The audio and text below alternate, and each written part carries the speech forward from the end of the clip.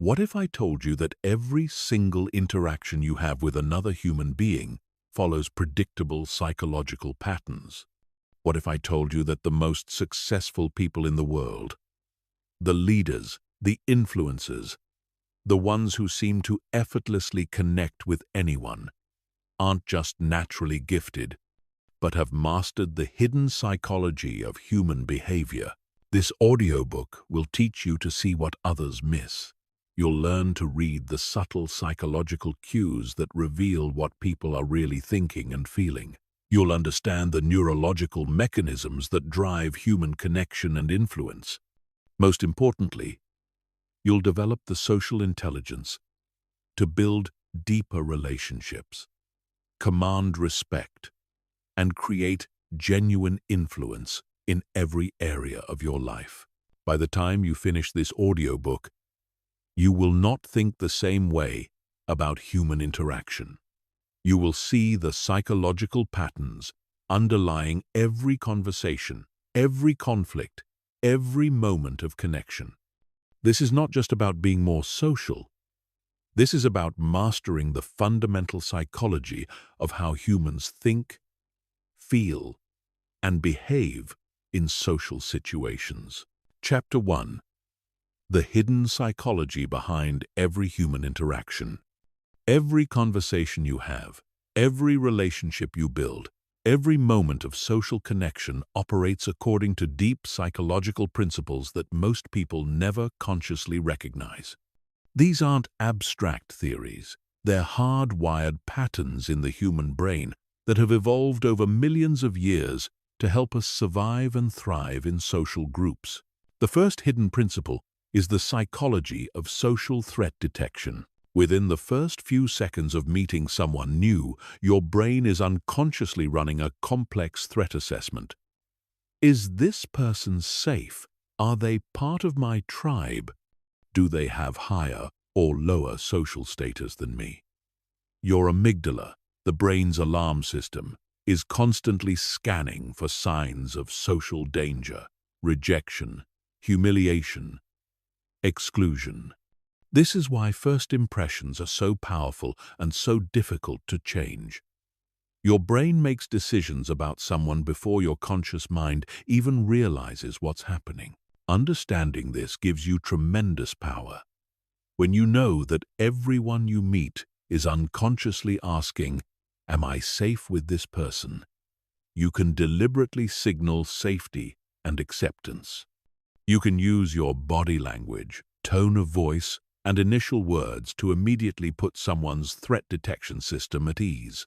This is the foundation of all social influence, making others feel psychologically safe in your presence. The second hidden principle is reciprocity bias. Humans are psychologically wired to return favors, even small ones. This goes far deeper than just being polite. It's a survival mechanism that helped our ancestors build the cooperative relationships necessary for group survival. When someone does something for us, even something minor, like holding a door or paying a compliment, our brain creates a psychological debt that we feel compelled to repay. Socially intelligent people understand this principle and use it ethically to build rapport and influence. They look for opportunities to provide value first, sharing useful information, offering genuine compliments, or simply giving their full attention. This creates positive reciprocity cycles that strengthen relationships over time. The third principle is social proof psychology. Humans are herd animals. We look to others to determine what's normal, acceptable, and desirable. This is why testimonials are so powerful in marketing, why we're more likely to help someone if we see others helping, and why social movements can spread so rapidly. Your brain is constantly asking, "What are others like me doing in this situation?" and using that information to guide your own behavior. When you understand social proof psychology, you can shape the social context to influence behavior. You can highlight examples of the behavior you want to see. You can position yourself as someone others want to emulate. You can create environments where positive behaviors become the obvious social norm. The fourth hidden principle is the psychology of status and hierarchy. Every human interaction involves subtle negotiations about relative social position. This isn't about being arrogant or domineering. It's about understanding that humans naturally organize themselves into social hierarchies for group coordination. Your brain is constantly processing signals about where you and others fit in the social structure. High-status behaviors include confident posture, deliberate speech patterns, taking up appropriate space, and showing genuine interest in others without seeking approval. Low-status behaviors include fidgeting, seeking constant validation, apologetic body language, and nervous speech patterns. By understanding these signals, you can consciously project the level of confidence and authority that serves your goals. The final principle is emotional contagion. Human emotions are literally contagious. When you're around someone who's anxious, your stress hormones increase. When you're with someone who's genuinely happy and energetic, you feel more positive yourself. This happens through mirror neurons in your brain that automatically mimic the emotional states of others.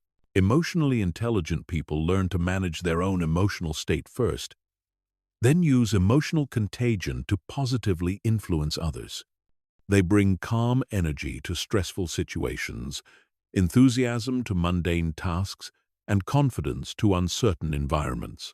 They understand that their emotional state doesn't just affect them, it affects everyone around them. These 5 principles operate in every human interaction, whether you're aware of them or not.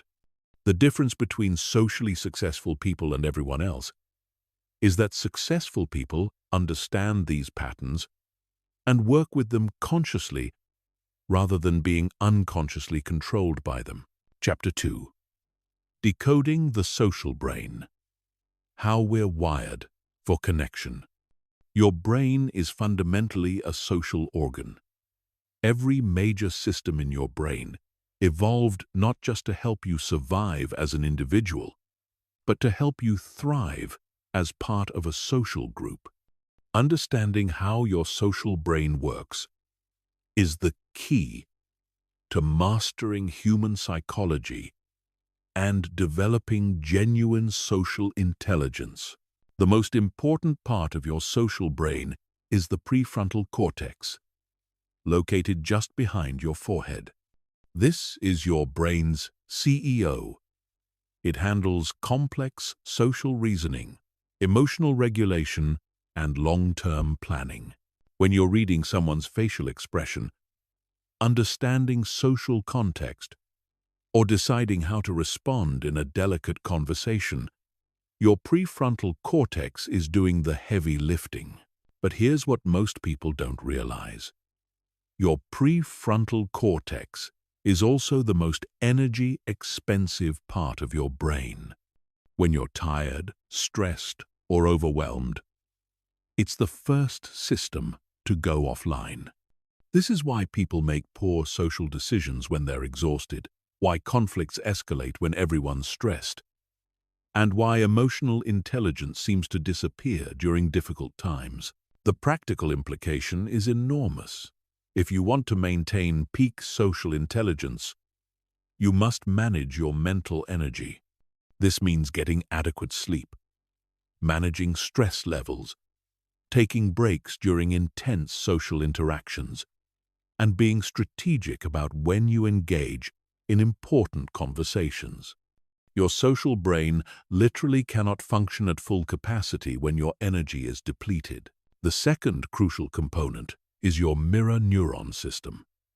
These specialized brain cells fire both when you perform an action and when you observe someone else performing the same action. They're the neurological foundation of empathy. allowing you to literally feel what others are feeling by simulating their experiences in your own brain.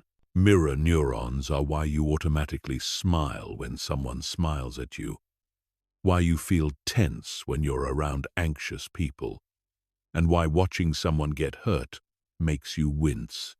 They're also why behavioral mirroring, subtly matching someone's posture, speech patterns, or energy level, creates such powerful rapport. When you mirror someone appropriately, their brain experiences it as social synchrony and connection. However, mirror neurons can also work against you. If you're constantly around negative, stressed, or toxic people, your mirror neurons will make you absorb their emotional states. This is why your social environment has such a powerful impact on your own psychology and behavior. You literally become more like the people you spend time with, whether you realize it or not. The third key system is your limbic brain, which processes emotions and social rewards. When you experience social connection, acceptance, or positive feedback, your brain releases dopamine, oxytocin, and other neurochemicals that create feelings of pleasure and bonding. This is why social media can be so addictive. It provides intermittent social rewards that trigger these same neurochemical pathways. Understanding your limbic system helps you recognize your own social motivations and those of others. Everyone is seeking some form of social reward, recognition, acceptance, status, connection, or validation.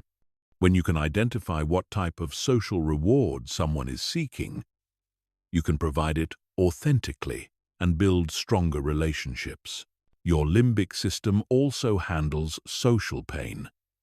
The same brain regions that process physical pain also activate when you experience social rejection, exclusion, or humiliation.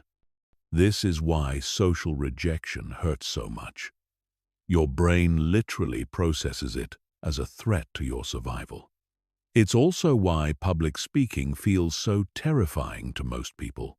Your ancient brain interprets the potential for social rejection as a life or death situation.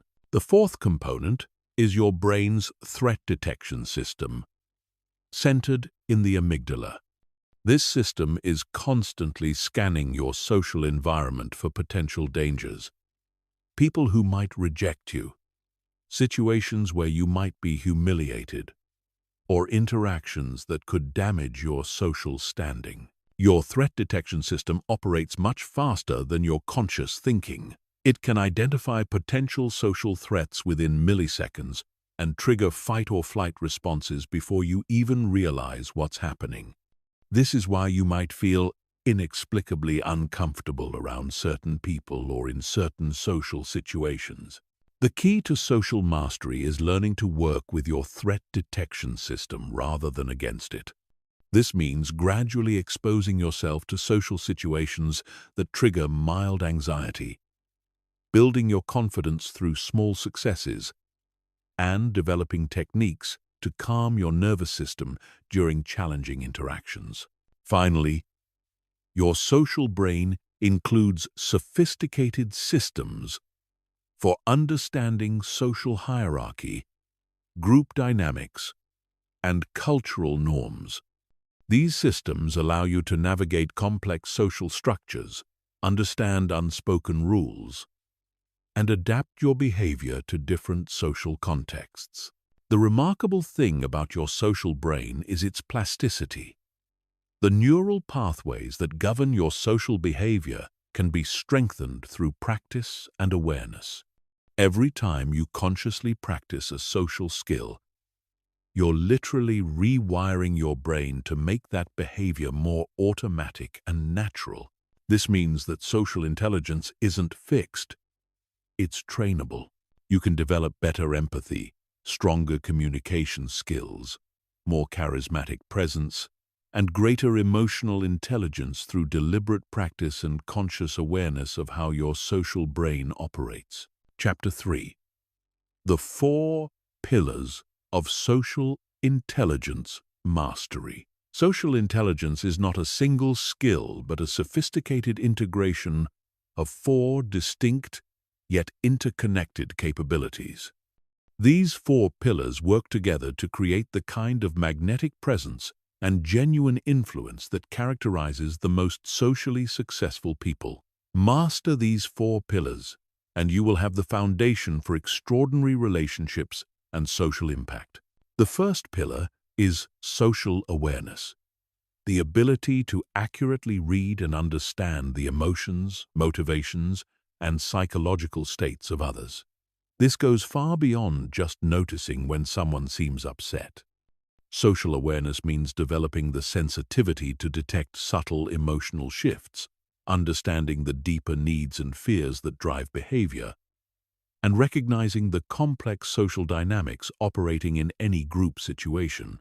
Most people are so focused on themselves, what they're going to say next, how they're being perceived, whether they're making a good impression, that they miss the rich psychological information constantly available in every interaction. Socially aware, people have learned to shift their attention outward, becoming keen observers of human nature. This involves mastering the art of reading micro-expressions, the fleeting facial expressions that reveal true emotions before people can consciously control them.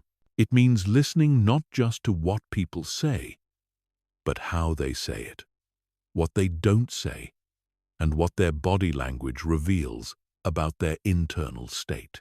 Social awareness also requires understanding context. The same behavior can mean completely different things depending on the situation, the person's background, their current stress level, and their relationship with you. A socially aware person considers all these factors when interpreting behavior, rather than making snap judgments based on surface appearances. The second pillar is self-management, the ability to regulate your own emotions, behavior, and energy in social situations. This is perhaps the most crucial pillar because you cannot effectively influence others if you cannot first influence yourself. Self-management means maintaining emotional equilibrium under pressure, projecting the energy and presence you want others to experience, and making conscious choices about how you respond rather than reacting automatically. Self-management begins with emotional self-awareness, recognizing your own emotional states as they arise, and understanding how those emotions affect your behavior and impact others. It means noticing when you're feeling defensive, anxious, frustrated, or overwhelmed, and having strategies to manage those states productively. It also involves energy management. Your emotional and mental energy profoundly affects everyone around you through emotional contagion. When you bring calm, confident, positive energy to interactions, others naturally feel more comfortable and open. When you bring anxious, negative, or chaotic energy, others mirror those states, and interactions become more difficult. Advanced self-management includes the ability to consciously shift your emotional state to match the needs of the situation. Sometimes, leadership requires projecting strength and determination. Sometimes it requires warmth and empathy. Sometimes it requires playfulness and humor. Socially intelligent people develop the flexibility to access different aspects of their personality as needed. The third pillar is social influence, the ability to guide interactions and relationships in positive directions. This is not about manipulation or coercion, but about creating genuine value for others while achieving your own legitimate goals. Social influence requires understanding what motivates people and finding ways to align your interests with theirs. Effective social influence begins with building trust and credibility. People are only influenced by those they respect and feel safe with. This means being authentic, keeping your commitments, showing genuine interest in others' well-being, and demonstrating competence in areas that matter to them.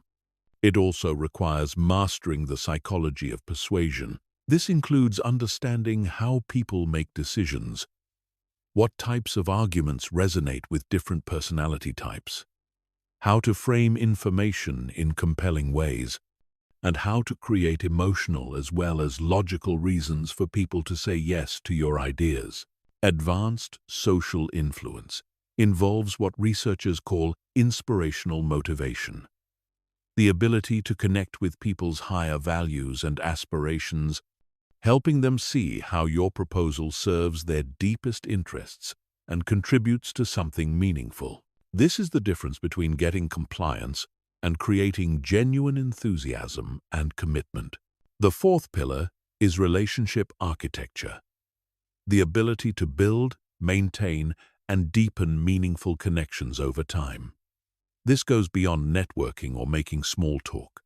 Relationship architecture involves understanding the deeper dynamics that create lasting bonds between people and knowing how to nurture those bonds systematically. This includes mastering the art of vulnerability and trust building. The strongest relationships are built on mutual vulnerability, the willingness to share authentic thoughts, feelings, and experiences with others. But vulnerability must be calibrated appropriately. Too much too soon can make others uncomfortable. Too little can keep relationships superficial. Relationship architecture also involves understanding and managing relationship dynamics over time. All relationships go through predictable phases: initial connection, deepening intimacy, challenges and conflicts, and either renewed closeness or gradual distance. Skilled relationship architects know how to navigate these phases consciously, addressing issues before they become problems, and continuously adding value to others' lives. It includes the ability to maintain extensive networks of relationships without those relationships feeling transactional or superficial. This requires systems for staying in touch, remembering important details about people's lives, and finding genuine ways to contribute to their success and happiness. These four pillars work synergistically. Social awareness gives you the information you need to manage yourself appropriately. Self-management creates the foundation for effective influence. Social influence builds stronger relationships. And strong relationships provide more opportunities to develop all four skills. The most socially intelligent people have developed all four pillars to a high level. They read social situations accurately, manage their own presence skillfully, influence others ethically and effectively, and build remarkable networks of meaningful relationships. This combination creates what appears to be natural charisma, but is actually the result of conscious skill development. Chapter 4. Understanding personality types and behavioral patterns. Every person you encounter operates according to distinct psychological patterns that shape how they perceive the world, make decisions, and interact with others. Understanding these personality patterns gives you a tremendous advantage in social situations because it allows you to adapt your communication style to match how others naturally think and process information. The foundation of personality psychology reveals that people differ fundamentally in four key dimensions. First is introversion versus extroversion, how people direct their energy and attention. Introverts focus their energy inward, preferring depth over breadth in relationships and needing quiet time to recharge. Extroverts direct energy outward, gaining stimulation from social interaction and external activity. This difference affects everything about how people communicate. Introverts typically prefer to think before speaking, appreciate written communication over phone calls, and value one-on-one conversations over group discussions. They often have incredibly rich inner lives, but may appear reserved in social settings. Extroverts think out loud, prefer verbal communication, and thrive in group environments. They may appear more socially confident, but can sometimes dominate conversations without realizing it. When interacting with introverts, give them time to process information before expecting responses. Ask thoughtful questions and create space for their insights. Don't mistake their quiet nature for disinterest or lack of intelligence. Some of the most brilliant people are introverts, who simply prefer to observe and reflect before contributing. With extroverts, engage their energy and enthusiasm. They appreciate interactive conversations, brainstorming sessions, and opportunities to verbally explore ideas. However, be sure to also create opportunities for them to listen, as their natural tendency to externalize their thinking can sometimes overshadow others' contributions. The second dimension is sensing versus intuition, how people take in and process information. Sensors focus on concrete facts, details, and practical applications. They trust what they can see, hear, and directly experience. They prefer step-by-step instructions, specific examples, and proven methods. Intuitives focus on patterns, possibilities, and conceptual connections. They're drawn to abstract ideas, future potential, and innovative approaches. They prefer to understand the big picture before diving into details and often generate multiple creative solutions to problems. When communicating with sensors, be specific and practical. Provide concrete examples, detailed instructions, and evidence-based support for your ideas. Respect their need for proven methods and incremental change. Don't overwhelm them with abstract theories or completely novel approaches. With intuitives, start with the big picture and explain how details fit into the larger vision. Focus on possibilities and potential rather than just current realities. Encourage their creativity and be open to unconventional solutions. However, make sure to also address practical implementation concerns. The third dimension is thinking versus feeling, how people make decisions. Thinkers prioritize logic, consistency, and objective analysis. They want to understand the rational basis for decisions and prefer impersonal criteria for evaluation. They value competence, efficiency, and fairness. Feelers prioritize values, relationships, and human impact. They want to understand how decisions affect people and prefer to consider individual circumstances. They value harmony, authenticity, and compassion. When working with thinkers, present logical arguments supported by data and evidence. Focus on efficiency, competence, and objective benefits. Acknowledge potential problems and have rational solutions ready. Don't take their direct communication style personally. They're focused on the logic of ideas, not personal relationships. With feelers, emphasize the human impact of decisions and show how your proposals align with shared values. Take time to build personal rapport and demonstrate genuine care for others' well-being. Be diplomatic in your communication and acknowledge the emotional aspects of situations. The fourth dimension is judging versus perceiving, how people organize their external world. Judges prefer structure, closure, and planned approaches. They like to make decisions quickly and stick with them. They value organization, predictability, and goal achievement.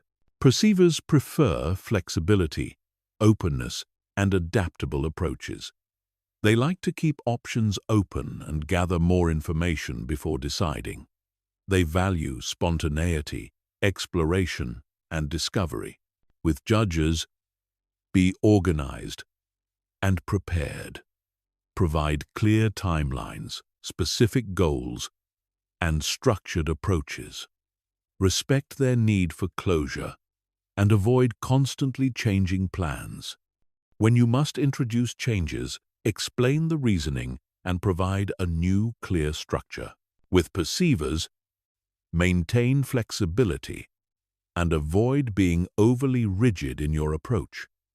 Present options rather than single solutions and encourage their input in shaping plans. Be patient with their need to explore alternatives and don't pressure them for immediate decisions unless absolutely necessary. Beyond these basic dimensions, you also need to understand motivational patterns. Some people are primarily motivated by achievement and recognition. Others are motivated by security and stability. Some seek autonomy and independence. Others value connection and belonging. Recognition-motivated people respond well to public acknowledgement, competitive challenges, and opportunities to demonstrate their capabilities. Security-motivated people prefer clear expectations, proven methods, and gradual change. Autonomy-motivated people want freedom to choose their own methods and hate micromanagement.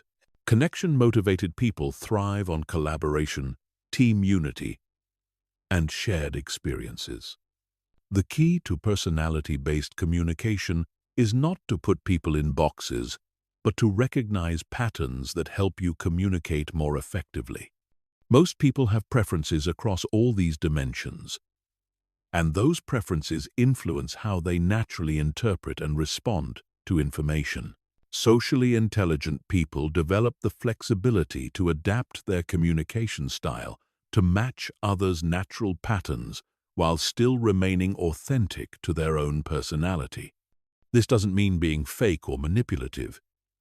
It means being considerate enough to present information in ways that others can easily understand and appreciate.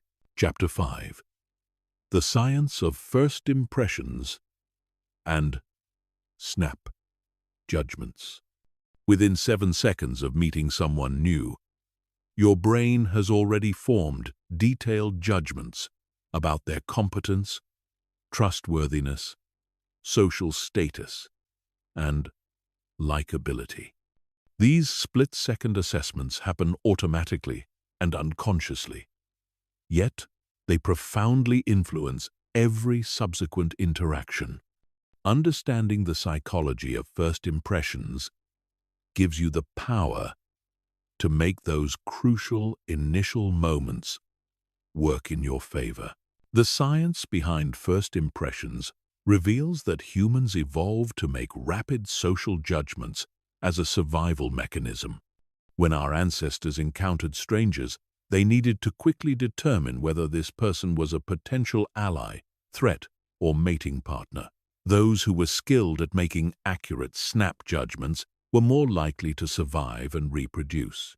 Today, your brain still operates according to these ancient patterns. Within milliseconds of seeing someone's face, your brain automatically categorizes them along multiple dimensions. Research shows that people can accurately judge personality traits like extroversion, conscientiousness, and emotional stability from photographs alone, often with remarkable accuracy. The most powerful factor in first impressions is facial structure and expression. Faces with strong jawlines and defined cheekbones are automatically perceived as more dominant and competent. Faces with softer features and wider eyes are perceived as more trustworthy and approachable. Symmetric faces are universally considered more attractive and are associated with higher intelligence and better genes. However, facial expression matters even more than bone structure. A genuine smile activates the muscles around the eyes and creates what researchers call the Duchenne smile. This type of smile triggers positive responses in others' brains and immediately increases your likability. Fake smiles, which only involve the mouth muscles, actually decrease trust because they signal potential deception. Eye contact patterns are equally crucial. The optimal amount of eye contact varies by culture, but in most Western contexts, maintaining eye contact 60–70% of the time during conversation signals confidence and sincerity. Too little eye contact suggests insecurity or dishonesty. Too much can feel aggressive or inappropriate. Your posture and body language convey status and confidence before you say a single word. Upright posture with shoulders back signals self-assurance and competence. Slouching or hunched shoulders suggest insecurity or low energy. The amount of space you take up also matters, as confident people naturally use more space through open gestures and relaxed positioning. Voice quality has an enormous impact on first impressions. Lower-pitched voices are automatically perceived as more authoritative and competent, which is why both men and women unconsciously lower their pitch when they want to project authority. Speaking rate also matters. Slightly slower speech suggests thoughtfulness and control, while very fast speech can signal anxiety or lack of confidence. Clothing and grooming choices communicate social status, attention to detail, and respect for the situation. This doesn't mean you need expensive clothes, but your appearance should be appropriate for the context and show that you've invested effort in your presentation. Research shows that people form impressions about your income level, education, and social class within seconds based purely on clothing cues. The psychological principle of primacy means that first impressions create a filter through which all subsequent information is interpreted. If someone initially perceives you as competent, they'll interpret ambiguous behaviors as signs of competence. If their first impression is negative, they'll look for confirming evidence and discount contradictory information. This is why recovering from a poor first impression is so difficult. It's not impossible, but it requires consistent positive interactions over time to overcome the initial negative judgment. It's far more efficient to invest energy in making strong first impressions than trying to repair poor ones. The good news is that first impressions are largely controllable. Since they're based on observable behaviors and characteristics, you can consciously optimize your presentation for different situations. This doesn't mean being inauthentic. It means being intentional about highlighting your positive qualities from the very first moment. Context also shapes first impression formation. The same behavior can create completely different impressions depending on the setting. Casual clothing that's appropriate at a weekend barbecue would create negative impressions in a business meeting. Understanding the expectations and norms of each environment allows you to calibrate your presentation appropriately. Cultural background significantly influences first impression criteria. Direct eye contact that signals confidence in American culture might be perceived as disrespectful in some Asian cultures. Physical touching that's normal in Mediterranean cultures could make Northern Europeans uncomfortable. Developing cultural intelligence means understanding these variations and adapting accordingly. The psychological concept of thin slicing explains why first impressions can be surprisingly accurate. Humans are remarkably skilled at detecting subtle behavioral cues that reveal underlying personality traits. Your micro-expressions, posture, voice tone, and movement patterns all provide information about your internal state and character.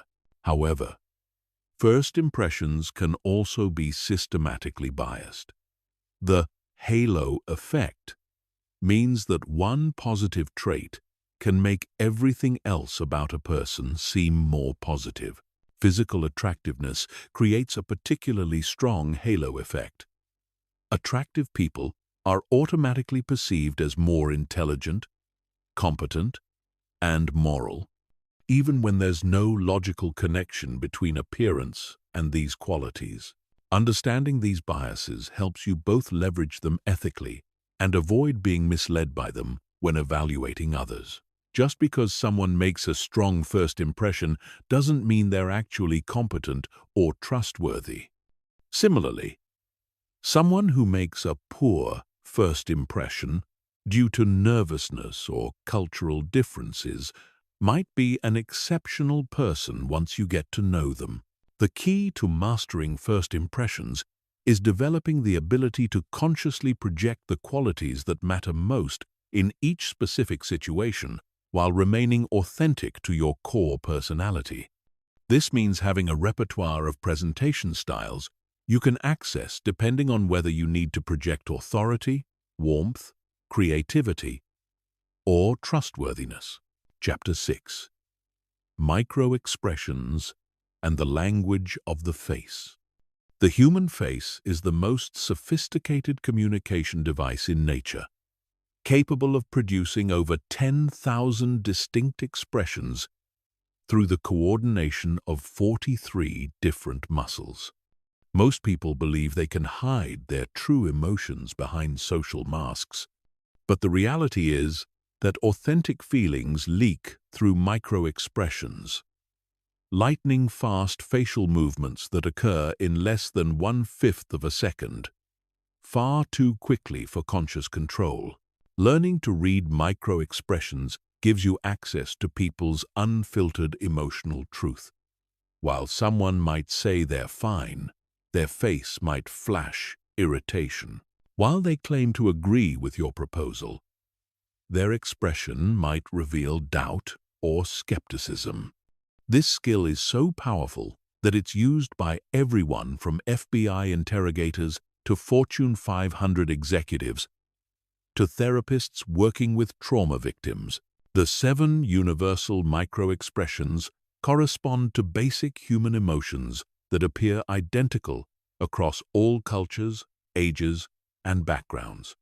These expressions are hardwired into our neurology and appear automatically when we experience the corresponding emotions, regardless of our attempts to conceal them. The first universal expression is happiness, characterized by the contraction of muscles around the eyes and the lifting of the mouth corners. Genuine happiness creates what researchers call crow's feet, small wrinkles that radiate from the outer corners of the eyes. This is why genuine smiles are called Duchenne smiles, named after the scientist who first identified this pattern. Fake smiles only engage the mouth muscles and can be sustained much longer than genuine smiles, which naturally fade after a few seconds. When you see genuine happiness micro-expressions, it indicates that the person is experiencing authentic, positive emotion. This is valuable information because it tells you what truly makes someone feel good, not just what they claim makes them happy. You can use this knowledge to build rapport by focusing conversations on topics that generate genuine positive responses. The second expression is sadness, identified by the drooping of the upper eyelids, loss of focus in the eyes, and the slight downward pull of the mouth corners. The inner corners of the eyebrows may also draw up and together, creating a triangular shape in the forehead. Sadness micro-expressions often appear when people discuss losses, disappointments, or regrets, even if they're trying to appear strong or unaffected. Recognizing sadness allows you to respond with appropriate empathy and support. Sometimes people need acknowledgement of their pain more than solutions to their problems. When you see sadness micro-expressions, it's often more effective to validate their feelings than to immediately try to cheer them up or fix their situation. The third expression is anger, marked by the lowering and drawing together of the eyebrows, tension in the eyelids, and the pressing together or thinning of the lips. The nostrils may also flare slightly. Anger micro-expressions can appear even when someone is speaking calmly or trying to appear reasonable. They indicate that the person feels frustrated, threatened, or opposed to what's happening. Spotting anger micro-expressions early allows you to address underlying concerns before they escalate into open conflict. When you notice anger flashes, you can pause to check for understanding, acknowledge their perspective, or adjust your approach to be less threatening to their interests or values. The fourth expression is fear, characterized by raised upper eyelids, tensed lower eyelids, and raised eyebrows drawn together. The mouth may open slightly and pull back at the corners. Fear micro-expressions reveal when someone feels threatened, uncertain, or anxious about a situation, even if they're trying to appear confident. Understanding when someone is experiencing fear allows you to provide reassurance, slow down your approach, or address their specific concerns. Fear often masquerades as resistance or disagreement, but the underlying emotion is actually uncertainty or worry about negative consequences. The fifth expression is surprise, shown by raised eyebrows, wide open eyes, and a dropped jaw. Surprise is typically the briefest micro-expression because the emotion itself is fleeting. You're surprised until you process what happened. Then you experience a different emotion about the situation. Genuine surprise cannot be faked convincingly because the muscle movements are too complex and coordinated. Surprise micro-expressions tell you when information is unexpected or when someone's assumptions have been challenged. This can be valuable for understanding whether your message is being received as intended or whether you need to provide more context or explanation. The sixth expression is disgust, identified by the wrinkling of the nose, raising of the upper lip, and lowering of the eyebrows. The lower eyelids may push up slightly. Disgust can be physical, moral, or emotional. People show disgust micro-expressions when they encounter something they find repulsive, offensive, or deeply disagreeable. Recognizing disgust helps you understand when you've crossed someone's values or boundaries. This information allows you to adjust your approach, apologize if appropriate, or simply understand that this person may not be aligned with your values or proposals. The seventh expression is contempt. The only asymmetrical universal expression, it appears as a slight raising of one corner of the mouth, creating a half smirk or sneer. Contempt indicates feelings of superiority, disdain, or moral disapproval. It suggests that someone believes they are better than or above whatever they're contemptuous about.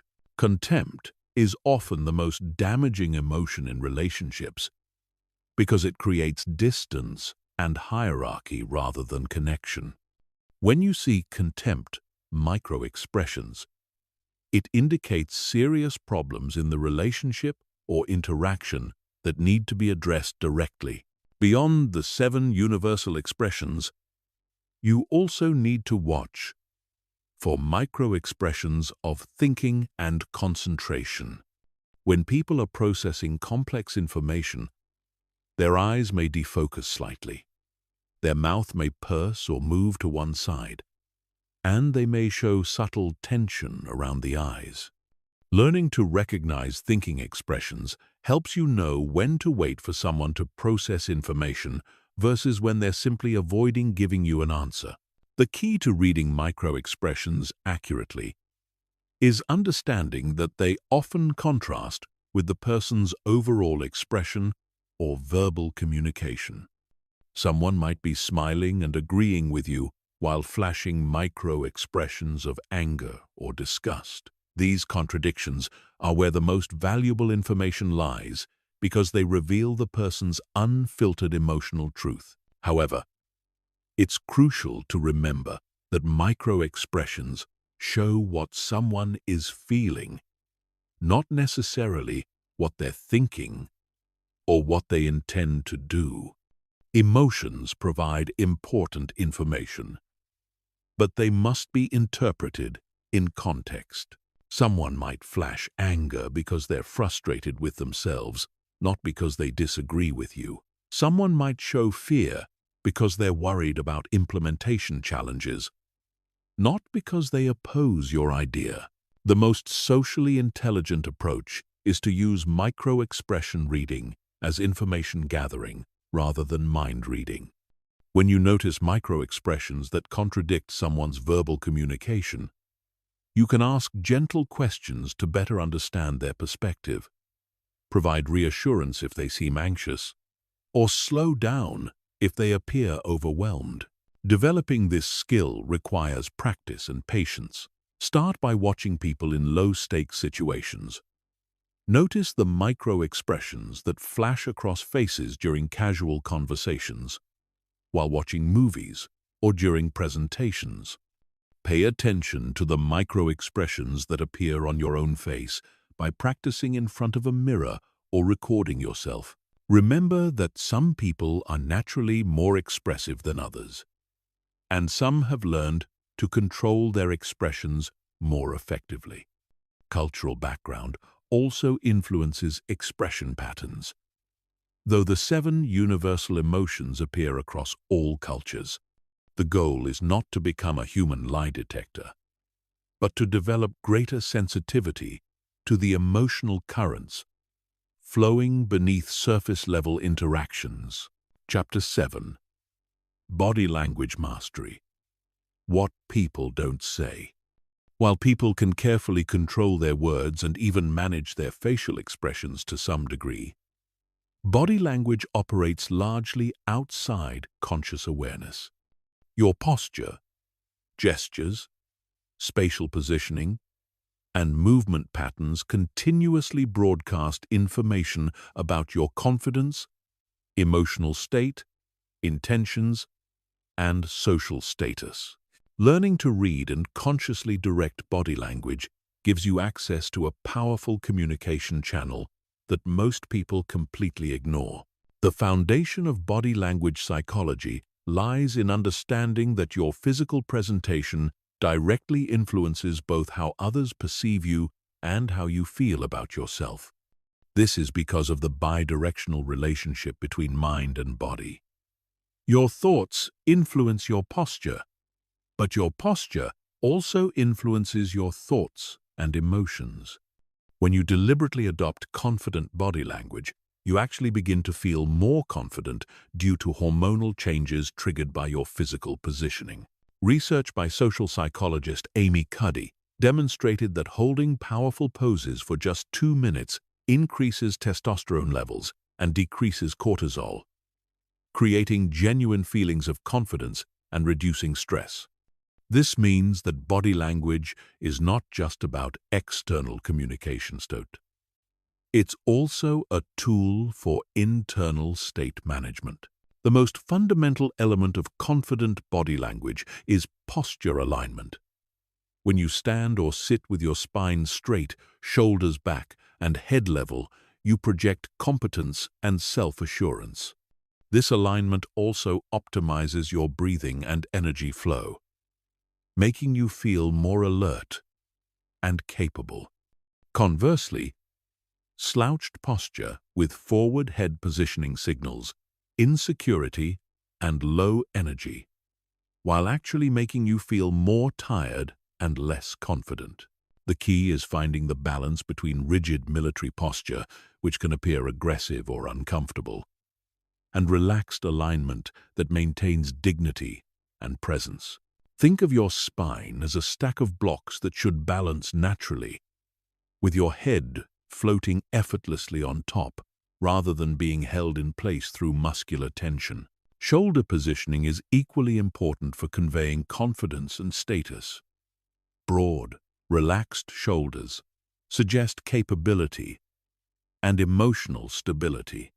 Shoulders that are pulled up toward the ears indicate tension and anxiety. Shoulders that roll forward suggest defensive positioning and low confidence. The ideal shoulder position is broad and relaxed, taking up appropriate space without appearing aggressive. Hand and arm positioning provides continuous information about someone's emotional state and intentions. Open hand gestures with palms visible signal honesty and openness. Hidden hands, whether in pockets, behind the back, or under tables, can create suspicion and distance. Crossed arms create a physical barrier that others unconsciously interpret as emotional or psychological barriers. However, context matters enormously in interpreting arm positions. Someone might cross their arms because they're cold, because it's comfortable, or because they're concentrating, not necessarily because they're defensive. The key is to look for clusters of behaviors rather than interpreting single gestures in isolation. Gestures, while speaking, reveal confidence levels and thinking patterns. Confident speakers use deliberate, controlled gestures that emphasize their points without being distracting. Their gestures tend to move away from their body, claiming space and drawing attention to their ideas. Nervous speakers often use repetitive, self-soothing gestures like touching their face, playing with their hair, or adjusting their clothing. The speed and size of gestures also communicate different messages. Larger, slower gestures suggest thoughtfulness and authority. Smaller, faster gestures can indicate excitement or anxiety. The most effective speakers vary their gesture patterns to match the content and emotional tone of their message. Spatial positioning and proxemics reveal social dynamics and relationship quality. The distance people maintain from each other, how they angle their bodies, and whether they mirror each other's positioning, all provide information about rapport, status, and comfort levels. In most Western cultures, intimate distance is reserved for close family and romantic partners. Personal distance is used for friends and casual acquaintances. Social distance is appropriate for business interactions and formal situations. Public distance is used for presentations and formal speeches. When someone consistently maintains greater distance than the situation typically requires, it may indicate discomfort, disagreement, or desire for emotional distance. When someone moves closer than cultural norms suggest, it might indicate interest, attraction, or an attempt to establish dominance. Body orientation is another crucial element. When people are engaged and interested, they tend to orient their entire body toward the speaker, not just their head.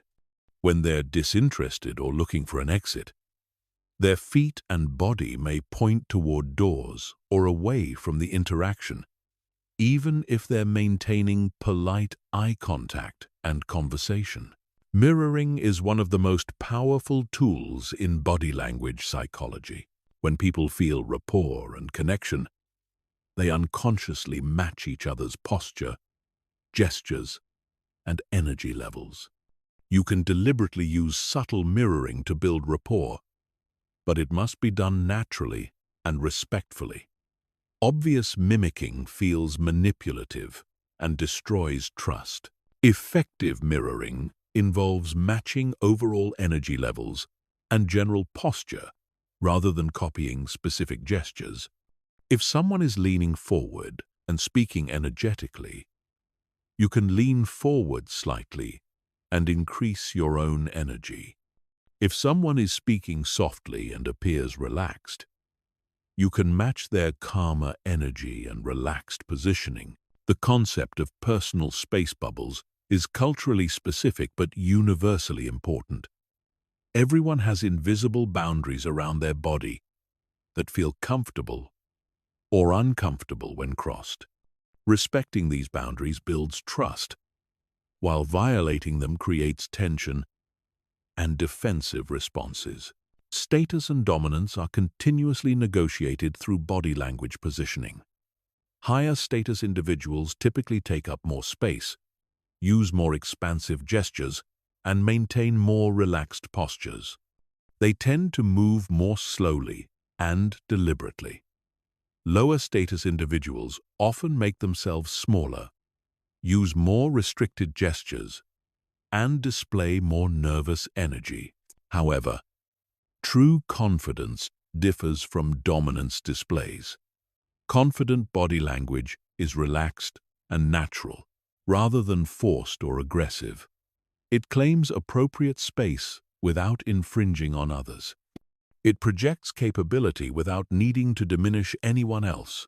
Nervous habits and self-soothing behaviors are among the most revealing aspects of body language. Touching the face, neck, or hair, fidgeting with objects, repetitive movements, and changes in breathing patterns all indicate internal anxiety or discomfort. Learning to recognize these patterns in yourself allows you to manage your anxiety and project greater confidence. Recognizing them in others allows you to provide reassurance or adjust your approach to be less threatening. The integration of all these elements creates what researchers call presence, the quality of being fully engaged, confident, and authentic in social interactions. Presence cannot be faked because it requires alignment between your internal state and external presentation. When your thoughts, emotions, and body language are all congruent, others sense your authenticity and respond with greater trust and respect. Developing body language mastery requires both self-awareness and other awareness. You need to become conscious of your own habitual patterns and their effects on others. You also need to develop sensitivity to others' non-verbal communication, so you can respond appropriately to their comfort levels and emotional states. The goal is not to manipulate others through body language tricks, but to become more conscious and intentional about this powerful communication channel. When your body language authentically reflects confidence, interest, and respect for others, it enhances all your interactions and relationships. Chapter 8. Vocal Patterns and the Psychology of Tone. Your voice carries far more information than the words you speak. The tone, pace, volume, and rhythm of your speech communicate your emotional state, confidence level, social status, and intentions more powerfully than your actual message. Most people completely ignore this vocal channel of communication, missing crucial information about others and failing to optimize their own vocal presence. The psychology of vocal communication reveals that humans are extraordinarily sensitive to vocal cues. Before we even process the meaning of someone's words, our brains automatically analyze their vocal patterns for information about their emotional state, trustworthiness, and social position. This happens within milliseconds and influences our entire response to the person and their message. The fundamental element of vocal psychology is pitch, which directly correlates with perceived authority and competence.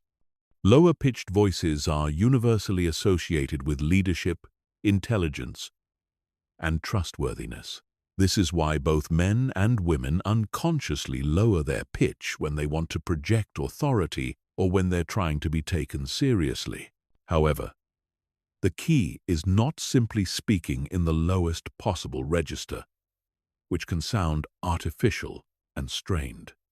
The goal is to speak from your optimal pitch range, the lower third of your natural vocal range, where your voice has the most resonance and power. This requires proper breathing, support, and relaxation of unnecessary tension in your throat and jaw.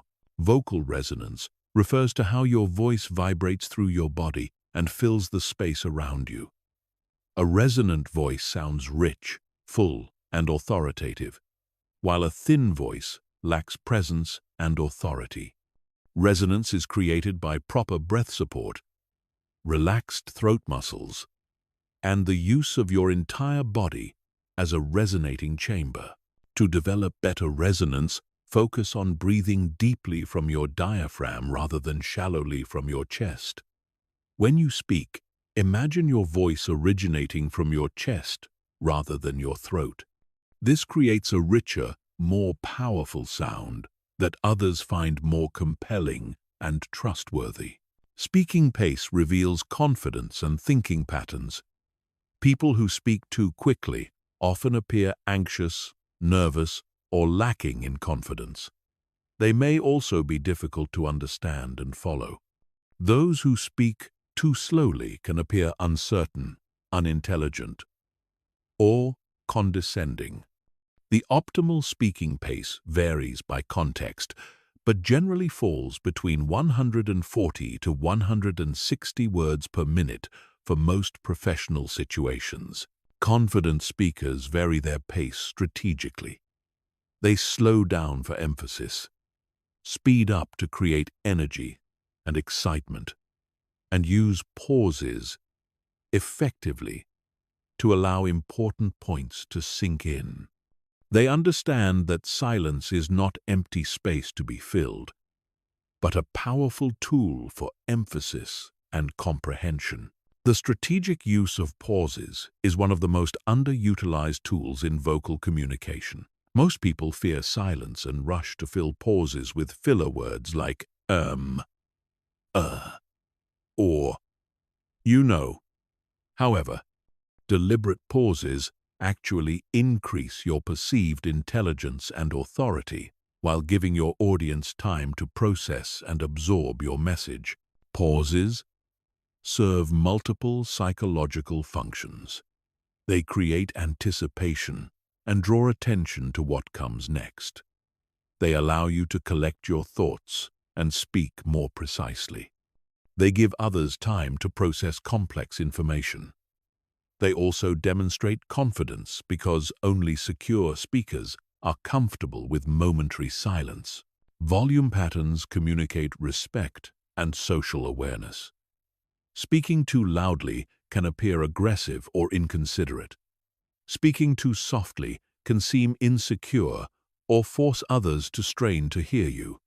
The appropriate volume depends on the size of the space, the number of people present, and the cultural context.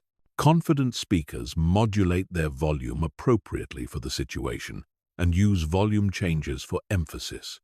They might speak more softly to draw people in during intimate or serious moments, or increase volume to energize and motivate during inspiring segments. Vocal variety keeps listeners engaged and conveys emotional intelligence. Monotone delivery suggests boredom, lack of engagement, or emotional flatness.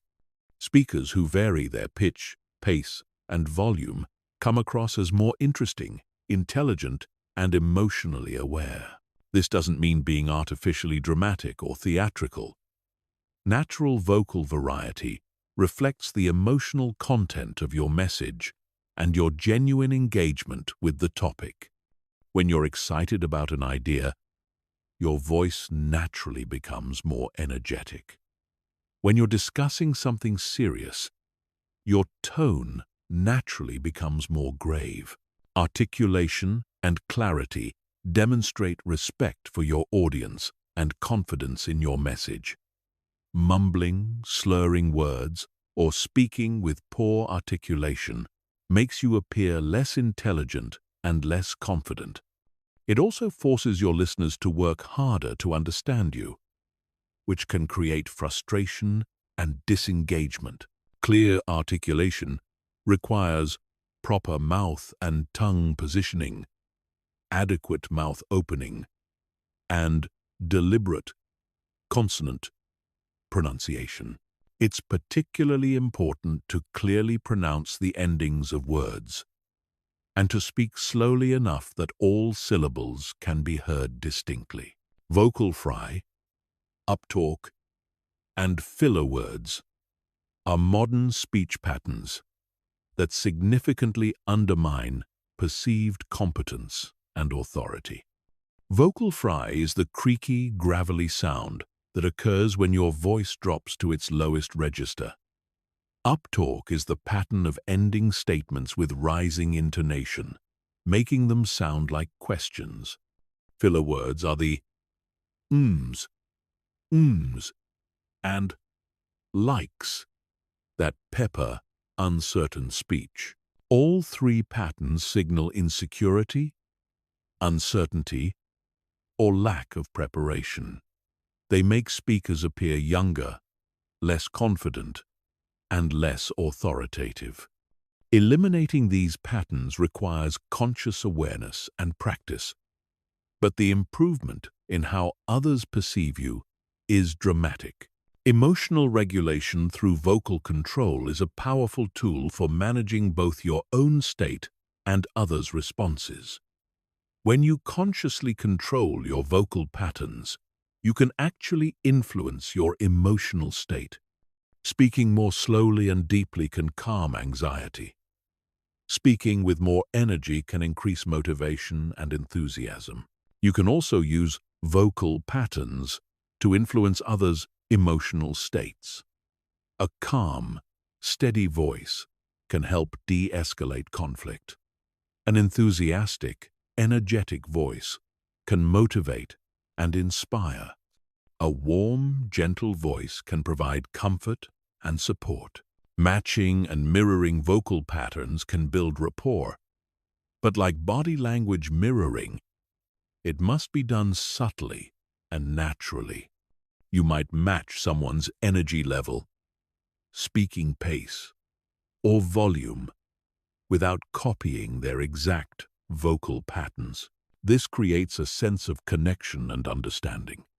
Cultural considerations significantly impact vocal communication. Different cultures have different norms for appropriate volume, pace, directness, and emotional expression. What sounds confident in one culture might sound aggressive in another. What seems appropriately enthusiastic in one context might appear unprofessional in another. Developing vocal awareness requires both self-monitoring and feedback from others.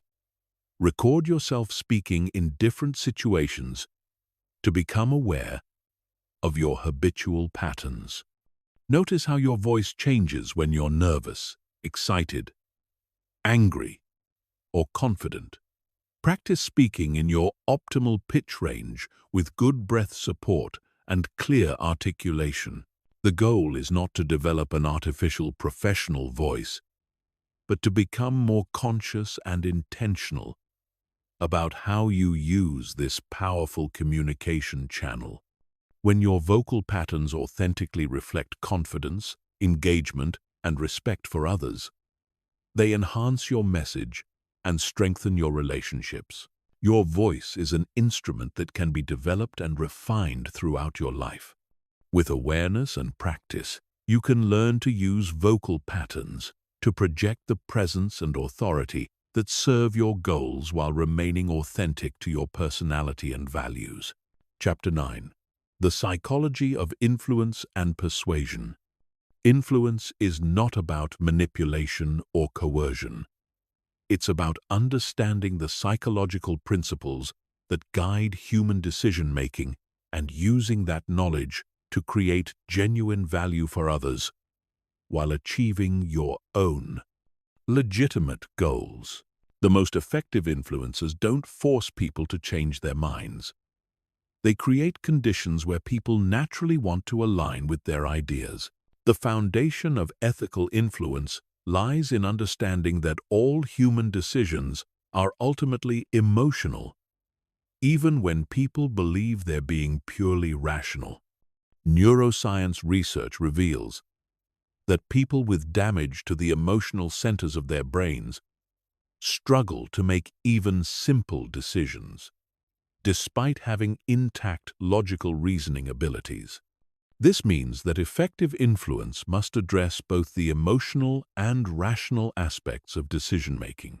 The first principle of influence psychology is reciprocity, the deep human need to return favors and maintain balance in relationships. When someone does something for us, we feel psychologically obligated to do something for them in return. This principle is so powerful that it works even when the initial favor is small, unsolicited, or comes from someone we don't particularly like. Reciprocity works because it served an important evolutionary function. Humans who were skilled at building reciprocal relationships were more likely to receive help during times of need, making them more likely to survive and reproduce. Today, this ancient mechanism still operates powerfully in modern interactions. To use reciprocity ethically, focus on providing genuine value before asking for anything in return. This might mean sharing useful information, making helpful introductions, offering your expertise, or simply giving someone your full attention and respect. The key is that your initial contribution must be meaningful to the other person, not just meaningful to you. The second principle is commitment and consistency. People have a deep psychological need to appear consistent with their previous decisions, statements, and beliefs. Once someone takes a position or makes a commitment, they feel pressure to align their future behavior with that commitment, even if circumstances change. This principle is particularly powerful when people make public commitments or when they feel they've chosen their position freely rather than being pressured into it. Written commitments are more powerful than verbal ones, and commitments that require effort or sacrifice are more powerful than easy commitments. To leverage commitment and consistency, help people articulate their own values, goals, and priorities. Ask questions that lead them to express why your proposal aligns with what they already believe or want. Once they've stated their position, they'll feel internal pressure to follow through on their own words. The third principle is social proof, the tendency to look to others for guidance about appropriate behavior, especially in uncertain situations. When people are unsure what to do, they observe what others in similar situations have done and follow that example. This is why testimonials, case studies, and examples of what people like you have done are so persuasive. Social proof is most effective when the examples come from people the target audience identifies with. A corporate executive is more likely to be influenced by what other executives have done than by what college students have done. Someone from a particular region or industry will be more influenced by examples from that same background. To use social proof effectively, collect and share relevant examples of others who have made similar decisions or achieved similar results. Be specific about the similarities between your examples and your audience's situation. If possible, facilitate direct contact between prospects and satisfied customers or clients. The fourth principle is liking. People are more easily influenced by those they like and feel connected to. We like people who are similar to us, who complement us genuinely, who are physically attractive, and who we associate with positive experiences. We also like people who seem to like us. Building liking requires genuine interest in others and the ability to find authentic connections and similarities. This doesn't mean being fake or manipulative, but rather being genuinely curious about others and highlighting real commonalities when they exist. The fifth principle is authority. People defer to experts and those in positions of legitimate power. However, authority doesn't always require formal credentials or titles. Demonstrated expertise, confident presentation, and the respect of others can all create perceived authority. To build appropriate authority, focus on developing genuine expertise in your field and finding credible ways to demonstrate that expertise. This might include sharing relevant credentials, displaying symbols of expertise, or having others introduce your qualifications. However, authority must be balanced with approachability. Too much emphasis on status can create distance rather than influence. The sixth principle is scarcity. People value things more when they're rare, limited, or potentially unavailable. This principle works because scarcity often does indicate value in the real world. It also triggers loss aversion, the psychological reality that people feel the pain of losing something more strongly than the pleasure of gaining the same thing. Scarcity must be genuine to be ethical. Creating false urgency or artificial limitations is manipulative and ultimately undermines trust. However, when genuine scarcity exists, limited time, exclusive access, or finite resources, highlighting these constraints can motivate action. The psychology of framing dramatically affects how people interpret and respond to information. The same factual information can be presented in ways that emphasize benefits or costs, gains or losses, opportunities or risks. People's responses change dramatically based on how information is framed, even when the underlying facts remain identical. Effective framing requires understanding your audience's values, fears, and motivations. For risk-averse people, emphasize how your proposal reduces risk or prevents loss. For opportunity-seeking people, emphasize potential gains and advantages. For relationship-focused people, emphasize how your proposal strengthens connections or serves others. The timing of influence attempts significantly affects their success. People are more receptive to certain types of influence at different times and in different contexts. They're more open to new ideas when they're in good moods, less defensive when they feel safe and respected, and more likely to commit when they feel they have control over the decision. Understanding resistance is crucial for ethical influence.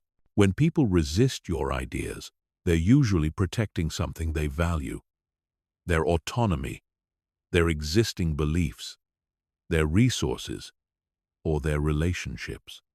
Effective influence addresses these underlying concerns rather than simply pushing harder against resistance. The most powerful form of influence is inspirational motivation, connecting your proposals to people's deeper values, aspirations, and sense of purpose. When people see how your ideas serve their highest goals and values, they don't just comply with your requests. They become genuinely enthusiastic supporters. This requires understanding what truly matters to each person beyond their surface-level wants. What are their core values?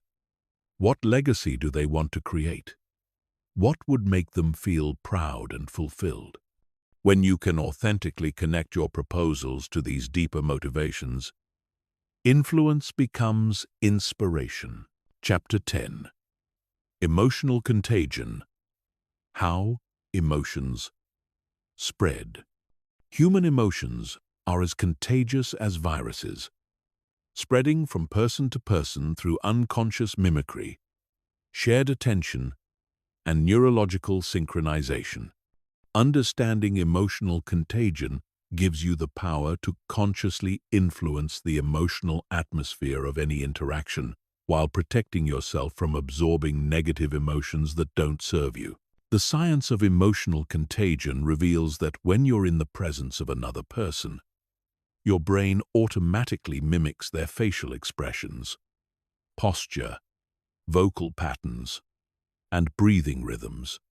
This mimicry happens through your mirror neuron system, specialized brain cells that fire both when you experience an emotion and when you observe someone else experiencing that same emotion.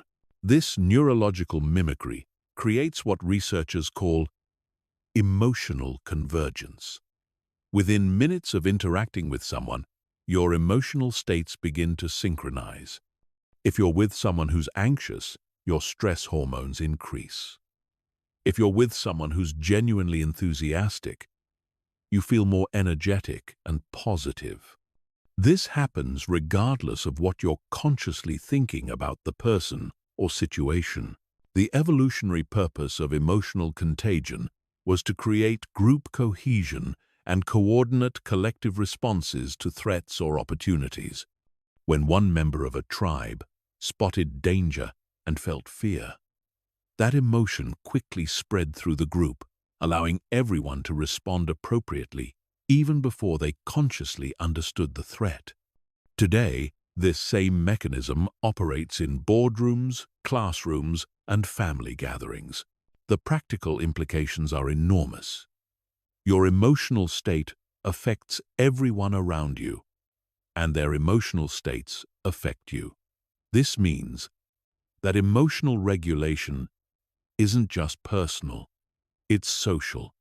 When you manage your own emotions skillfully, you're contributing to the emotional health of everyone you interact with. The first level of emotional contagion is automatic mimicry. When someone smiles genuinely, your brain automatically triggers the same facial muscles, creating the physical experience of smiling even if you're not conscious of it. When someone speaks in a tense, rapid voice, your breathing and heart rate unconsciously accelerate to match theirs. This mimicry happens within milliseconds and operates below the threshold of conscious awareness. You can observe this phenomenon by watching people in restaurants or coffee shops. Notice how couples unconsciously mirror each other's posture, how groups match each other's energy levels, and how one person's laughter triggers laughter in others. The second level is emotional convergence, where the physical mimicry leads to actual emotional experience. Because emotions are partly created by physical sensations and expressions, mimicking someone's emotional displays causes you to experience diluted versions of their emotions. When you unconsciously copy someone's stressed posture and rapid breathing, you begin to feel stressed yourself. This convergence is strongest with people you feel connected to or identify with. You're more likely to catch emotions from family members, close friends, or people you admire than from strangers or people you dislike. However, prolonged exposure to anyone's emotional state can create convergence, which is why working in toxic environments eventually affects even the most resilient people. The third level is emotional amplification, where groups collectively intensify emotional experiences. When multiple people share the same emotion, it becomes stronger than any individual would experience alone. This is why crowds can become euphoric at concerts, terrified during emergencies, or angry during protests. The shared emotional experience amplifies beyond what any individual brought to the situation. Understanding amplification helps explain why team dynamics are so powerful and why emotional leadership is so important. One person's genuine enthusiasm can energize an entire group. One person's negativity can drain collective energy and motivation. Positive emotional contagion creates upward spirals in relationships and groups. When you consistently bring positive emotions like enthusiasm, calm confidence, or genuine warmth to interactions, others begin to associate those feelings with your presence. This makes people want to spend time with you and creates opportunities for deeper connection and influence. However, positive emotional contagion must be authentic. Fake enthusiasm or forced positivity is quickly detected and can actually create negative reactions. People's mirror neuron systems are sophisticated enough to distinguish between genuine and artificial emotional expressions. Negative emotional contagion creates downward spirals that can poison relationships and group dynamics. Chronic negativity, anxiety, anger, or depression spreads through social networks, affecting everyone's mental health and performance. This is why protecting your emotional environment is so crucial for your well-being and success. The key insight is that you have significant control over emotional contagion patterns. While you cannot completely prevent emotions from spreading, you can consciously choose which emotions to amplify and which to resist. This requires developing both emotional awareness and emotional regulation skills. Emotional awareness means recognizing your own emotional states as they arise and understanding how those states affect others. It also means becoming sensitive to the emotional currents in your environment and noticing when you're absorbing emotions that don't originate from your own experience. Emotional regulation means developing the ability to consciously shift your emotional state when needed. This doesn't mean suppressing authentic emotions, but rather having tools to manage your emotional state so it serves your goals and relationships. Techniques include breathing exercises, physical movement, mental reframing, and environmental changes. Creating positive emotional contagion requires intentionality about the energy you bring to interactions. Before important conversations or meetings, take time to center yourself and consciously choose the emotional state you want to project. If you want others to feel calm and confident, you must first cultivate those states within yourself. This involves managing your physiology, your posture, breathing, facial expression, and vocal tone, because these physical elements both reflect and create emotional states. When you consciously adopt the physiology of confidence, enthusiasm, or calm focus, you begin to feel those emotions more strongly and broadcast them more effectively to others. Protecting yourself from negative emotional contagion requires creating boundaries and developing resilience strategies. This might mean limiting time with chronically negative people, creating physical distance during emotionally intense situations, or developing mental techniques to maintain your center when surrounded by difficult emotions. One effective strategy is the practice of conscious breathing. When you're in a challenging emotional environment, focus on maintaining slow, deep, rhythmic breathing. This helps regulate your nervous system and prevents you from unconsciously matching the stress patterns of others. Another strategy is emotional labeling, consciously recognizing when you're experiencing emotions that don't belong to you. When you notice feeling anxious, angry, or sad without a clear personal cause, ask yourself whether you might be absorbing these emotions from your environment. This awareness creates space between you and the emotion, reducing its impact. The most advanced practice is emotional leadership, consciously using emotional contagion to improve group dynamics and relationships. This means taking responsibility for the emotional atmosphere you create and strategically using positive emotions to influence outcomes. Emotional leaders understand that their emotional state is never purely personal. They recognize that calm confidence during a crisis can steady an entire team, that genuine enthusiasm for a project can motivate exceptional performance, and that compassionate presence during difficult times can provide healing and hope for others. The goal is not to manipulate others through emotional contagion, but to become more conscious and responsible about this natural psychological process. When you understand that emotions spread, you can choose to be a source of positive emotional influence while protecting yourself from negative emotional environments that don't serve your growth or well-being. Chapter 11. Social hierarchy and power dynamics.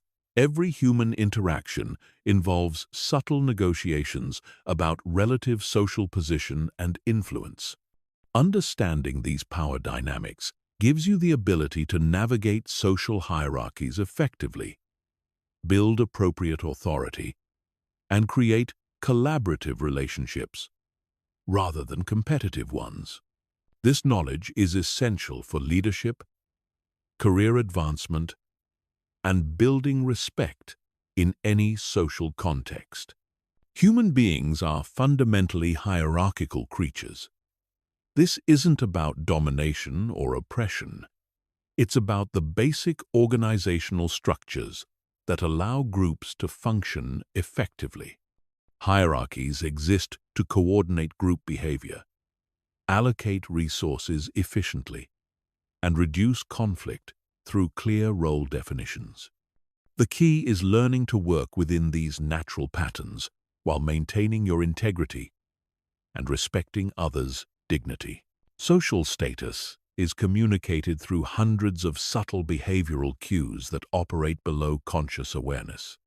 High-status individuals typically move more slowly and deliberately, take up more space, speak with greater vocal authority, and display more relaxed body language. They make more direct eye contact, interrupt more frequently, and receive more attention and deference from others. However, true high status differs dramatically from dominance displays or aggressive posturing. Authentic high status is characterized by calm, confidence, generosity toward others, and the ability to elevate those around you. It's about being secure enough in your own value that you don't need to diminish others to feel important. The foundation of healthy status is competence, being genuinely skilled at things that matter in your context. This might be professional expertise, emotional intelligence, problem-solving ability, or leadership skills. People naturally defer to those who demonstrate superior capability in areas they value. Building competence-based status requires continuous learning and skill development. It means becoming excellent at what you do, while also developing the broader capabilities that enhance your effectiveness. This includes communication skills, emotional regulation, strategic thinking, and the ability to understand and work with different personality types. The second element of healthy status is social value. your ability to contribute positively to others' lives and goals. High-status people are resources for their communities. They share knowledge, make valuable connections, provide opportunities, and help solve problems. They're the people others want to be around, because interactions with them are consistently beneficial. Creating social value requires shifting from a scarcity mindset to an abundance mindset. Instead of hoarding opportunities, information, or relationships, you look for ways to share them generously. This counterintuitive approach actually increases your status because it demonstrates both your resource access and your confidence in your ability to create more value. Presence is the third component of natural status. This involves being fully engaged in interactions, maintaining appropriate eye contact, speaking with conviction, and projecting calm confidence even in challenging situations. Presence cannot be faked because it requires genuine self-assurance and emotional regulation. Developing presence begins with internal work, becoming comfortable with yourself, clarifying your values and goals, and building genuine confidence through competence and contribution. External presence flows naturally from internal certainty and self-acceptance. Status signaling through material possessions, credentials, or association with high-status people can temporarily enhance your position, but it's ultimately less powerful than earned status based on actual value creation. People quickly see through artificial status displays and may even resent them if they're not backed by genuine contribution. The most effective approach is to let your work and character speak for themselves while being appropriately aware of how status symbols affect others' perceptions. This might mean dressing appropriately for your context, displaying relevant credentials when helpful, or mentioning significant accomplishments when they're relevant to the conversation. Power dynamics in groups follow predictable patterns that you can learn to recognize and navigate skillfully.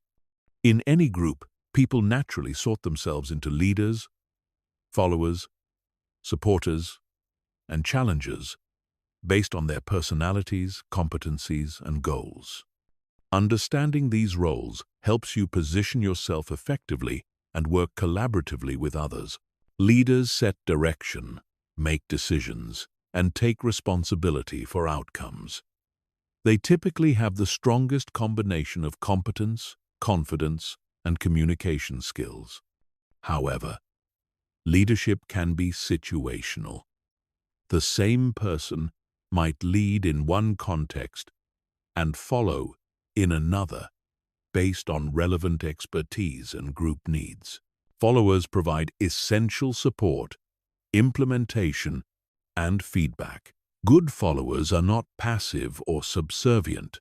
They're active contributors who choose to support leadership while maintaining their own judgment and values. The ability to follow skillfully is as important as the ability to lead. Supporters provide encouragement, resources, and advocacy. They help build consensus, maintain group morale, and ensure that everyone feels included and valued. Supporters often have high emotional intelligence and serve as social connectors within groups. Challengers question assumptions, push for higher standards, and prevent groupthink. They're essential for innovation and avoiding serious mistakes, but they must express their challenges constructively rather than destructively. Effective challengers criticize ideas while supporting people. Navigating office politics and organizational hierarchies requires understanding both formal and informal power structures. Formal power comes from titles, roles, and official authority. Informal power comes from relationships, expertise, and personal influence. Often, the informal power structure is more important than the official hierarchy. Building influence within organizations means developing relationships at multiple levels, understanding the unwritten rules and cultural norms, and finding ways to contribute value that others recognize and appreciate. This involves being politically aware without being manipulative or compromising your integrity. The concept of social capital, the value of your relationships and reputation, is crucial for long-term success in any field.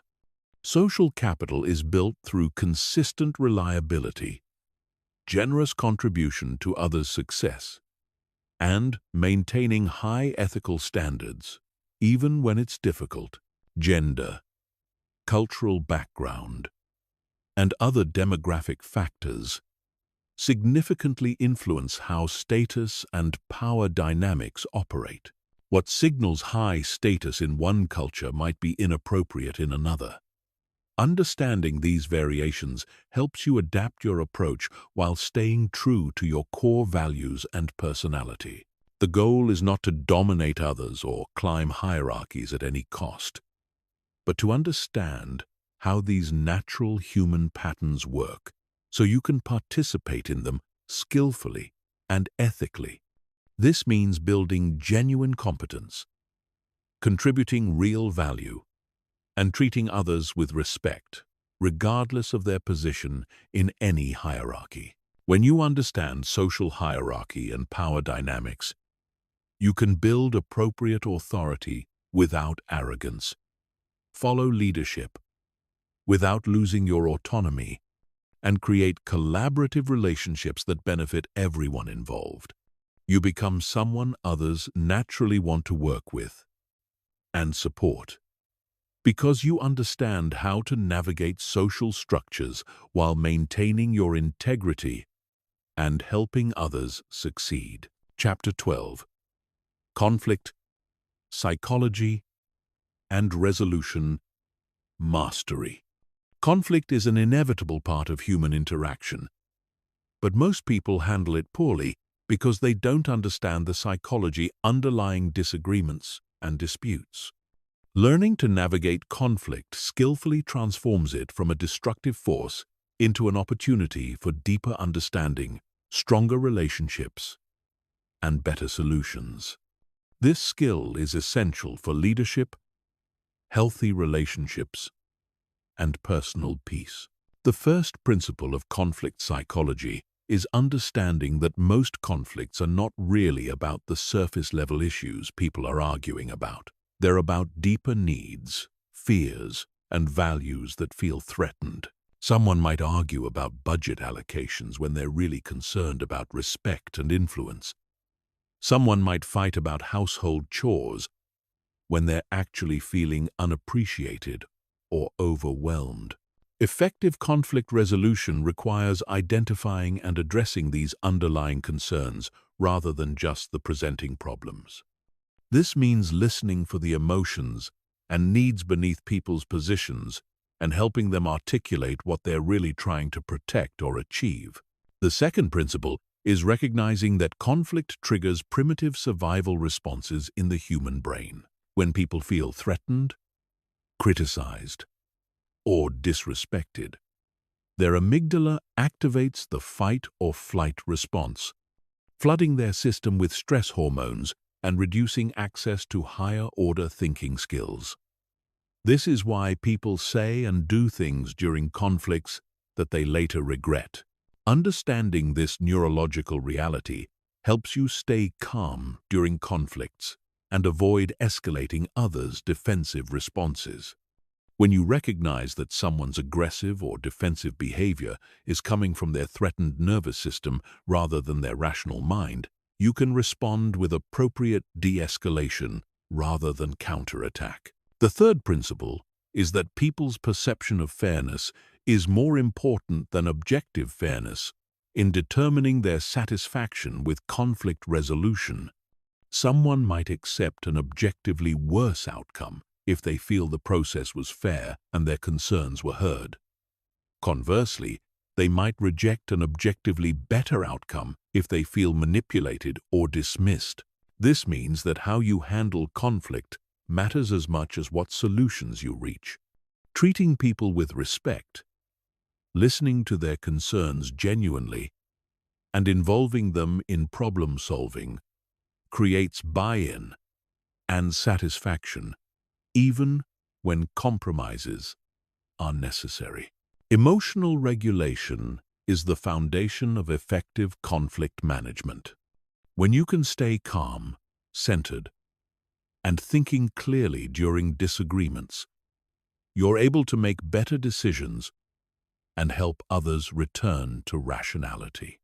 This requires developing your capacity to tolerate discomfort, manage your own triggers, and maintain perspective during difficult conversations.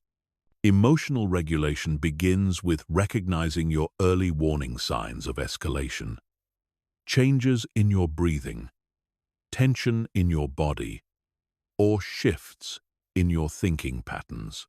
When you notice these signs, you can use techniques like deep breathing, mental reframing, or taking breaks to maintain your equilibrium. Active listening during conflict means truly trying to understand the other person's perspective rather than just waiting for your turn to argue. This involves reflecting back what you hear, asking clarifying questions, and acknowledging the validity of their concerns, even when you disagree with their solutions. Most people defend their positions during conflicts rather than exploring their interests. Positions are the specific solutions people want, while interests are the underlying needs those solutions are meant to address. By focusing on interests rather than positions, you can often find creative solutions that satisfy everyone's core needs.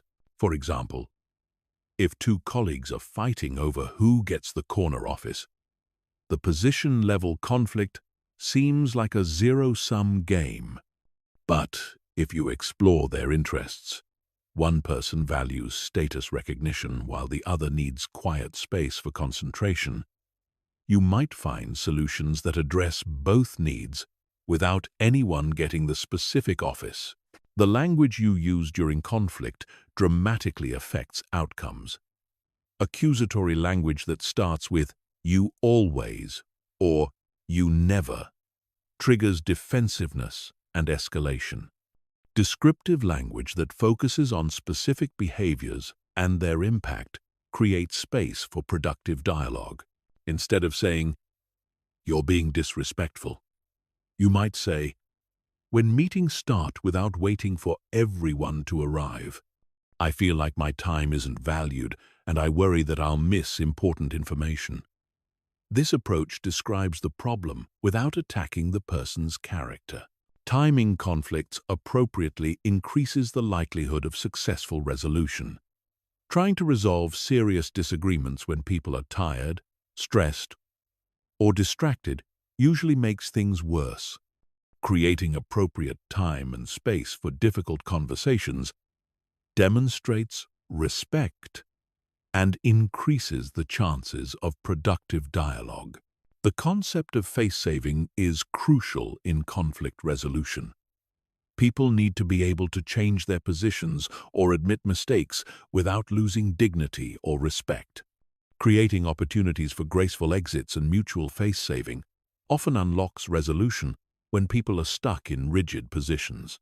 This might involve acknowledging how someone's original position made sense given the information available at the time, focusing on how circumstances have changed rather than who was right or wrong, or finding ways for everyone to contribute to the final solution. Cultural differences significantly affect conflict styles and resolution preferences. Some cultures value direct confrontation and explicit communication during conflicts. Others prefer indirect approaches that preserve harmony and allow people to save face. Understanding these differences helps you adapt your approach appropriately. Power imbalances complicate conflict resolution because they affect people's willingness to express their true concerns and their ability to influence outcomes. When significant power differences exist, the higher power person has a responsibility to create psychological safety and ensure that lower power voices are heard and respected. Mediation skills become essential when you're helping others resolve their conflicts. This involves remaining neutral, helping people communicate more effectively, and guiding them toward mutually acceptable solutions without imposing your own preferences. Effective mediators focus on process rather than content. They help people slow down, listen to each other, identify common ground, and brainstorm creative solutions. They manage the emotional climate and ensure that everyone feels heard and respected. The goal of conflict resolution should be restoration rather than victory. This means repairing relationships, rebuilding trust, and creating stronger foundations for future collaboration. It often involves addressing the systemic issues that created the conflict rather than just solving the immediate problem. Post-conflict follow-up is essential for preventing recurring problems. This might involve checking in on how agreements are working, addressing new concerns that emerge, and continuing to strengthen the relationship foundation that was damaged during the conflict. When you master conflict psychology and resolution skills, disagreements become opportunities for deeper understanding and stronger relationships. You become someone others trust to handle difficult situations fairly and effectively, which enhances your influence and leadership capacity in all areas of life. Chapter 13. Building unshakable charisma and magnetic presence. Charisma is not a mysterious gift that some people are born with. It's a learnable set of behaviors and mental patterns that create compelling presence and natural influence. Charismatic people make others feel energized, valued, and inspired. They have the ability to command attention without demanding it, and to influence others through attraction rather than pressure. The foundation of charisma is presence, the quality of being completely engaged and focused on the current moment and the people you're with. When you're truly present, others feel your full attention and energy, which is rare and powerful in our distracted world. Presence cannot be faked because it requires genuine interest and engagement. Developing presence begins with managing your internal state. This means clearing mental clutter, releasing anxiety about the future or regrets about the past, and focusing your attention completely on what's happening right now. It requires turning off your internal self-monitoring and criticism to become fully available to others. Physical presence involves your posture, breathing, and energy level. Charismatic people tend to have upright, relaxed posture that suggests both confidence and openness. They breathe deeply and slowly, which creates calm energy and allows their voice to resonate fully. They move deliberately rather than frantically, suggesting that they're in control of themselves and their environment. Emotional presence means being authentic and emotionally available. Charismatic people don't hide their enthusiasm, concern, or other appropriate emotions. They allow others to see their genuine reactions while maintaining emotional regulation. This authenticity creates connection because people feel they're interacting with a real person rather than a social mask. Mental presence involves giving others your complete intellectual attention. This means listening actively, asking thoughtful questions, and engaging fully with their ideas. When someone feels that you're truly focused on understanding them, they experience a form of attention that's increasingly rare in our multitasking culture. The second element of charisma is power. Not power over others, but personal power that comes from confidence, competence, and the ability to influence your environment. This type of power makes others feel safe and creates trust in your ability to handle challenges and create positive outcomes. Building personal power requires developing genuine competence in areas that matter to you and others. This might be professional expertise, problem-solving skills, emotional intelligence, or leadership abilities. The key is becoming excellent at things that create real value rather than just seeking the appearance of competence. Confidence is a crucial component of personal power, but it must be based on reality rather than false bravado. True confidence comes from knowing your capabilities, accepting your limitations, and believing in your ability to learn and grow. It's characterized by calm self-assurance rather than loud self-promotion. The ability to make decisions and take action demonstrates personal power. Charismatic people don't constantly seek approval or consensus before moving forward. They gather appropriate input, make thoughtful decisions, and take responsibility for outcomes. This decisiveness creates confidence in their leadership. The third element of charisma is warmth, the ability to make others feel valued, understood, and cared for. Warmth creates emotional safety and makes people want to be around you.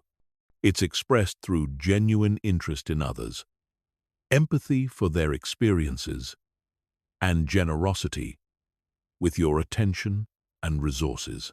Developing warmth requires cultivating genuine curiosity about other people. This means being interested in their thoughts, feelings, experiences, and perspectives rather than just waiting for opportunities to talk about yourself. Curious people ask better questions, listen more attentively, and make others feel more interesting and important. Empathy is essential for warmth. This involves the ability to understand and share others' emotional experiences, to see situations from their perspective, and to respond with appropriate compassion. Empathy cannot be faked. It requires genuine concern for others' well-being. Generosity amplifies warmth. This doesn't necessarily mean financial generosity, but rather generosity with your time, attention, knowledge, and support. Charismatic people look for ways to help others succeed and feel good about themselves. They share credit generously and take responsibility when things go wrong. The integration of presence, power, and warmth creates what researchers call charismatic leadership. When these three elements work together, they create magnetic attraction that draws people in and inspires them to follow your vision and direction. However, charisma must be balanced appropriately for different situations. Sometimes you need more power and less warmth during crisis management or when making difficult decisions. Sometimes you need more warmth and less power when comforting someone or building relationships. The most charismatic people can adjust their balance based on what the situation requires. Storytelling is a powerful tool for expressing charisma. Humans are naturally drawn to stories, and people who can tell compelling stories command attention and create emotional connections. Effective storytelling involves clear structure, vivid details, appropriate emotion, and relevance to your audience's interests and needs. The stories you tell should illustrate your values, demonstrate your character, and provide value to your listeners. They should be authentic experiences rather than fabricated tales designed to impress. The best charismatic storytellers share both successes and failures, showing vulnerability along with strength. Vision and inspiration are advanced charismatic skills. This involves the ability to see possibilities that others miss, articulate compelling futures, and inspire others to work toward shared goals. Visionary charisma requires understanding what motivates people deeply and connecting your ideas to their highest aspirations. Creating inspirational vision involves painting pictures of positive futures that people can imagine themselves being part of.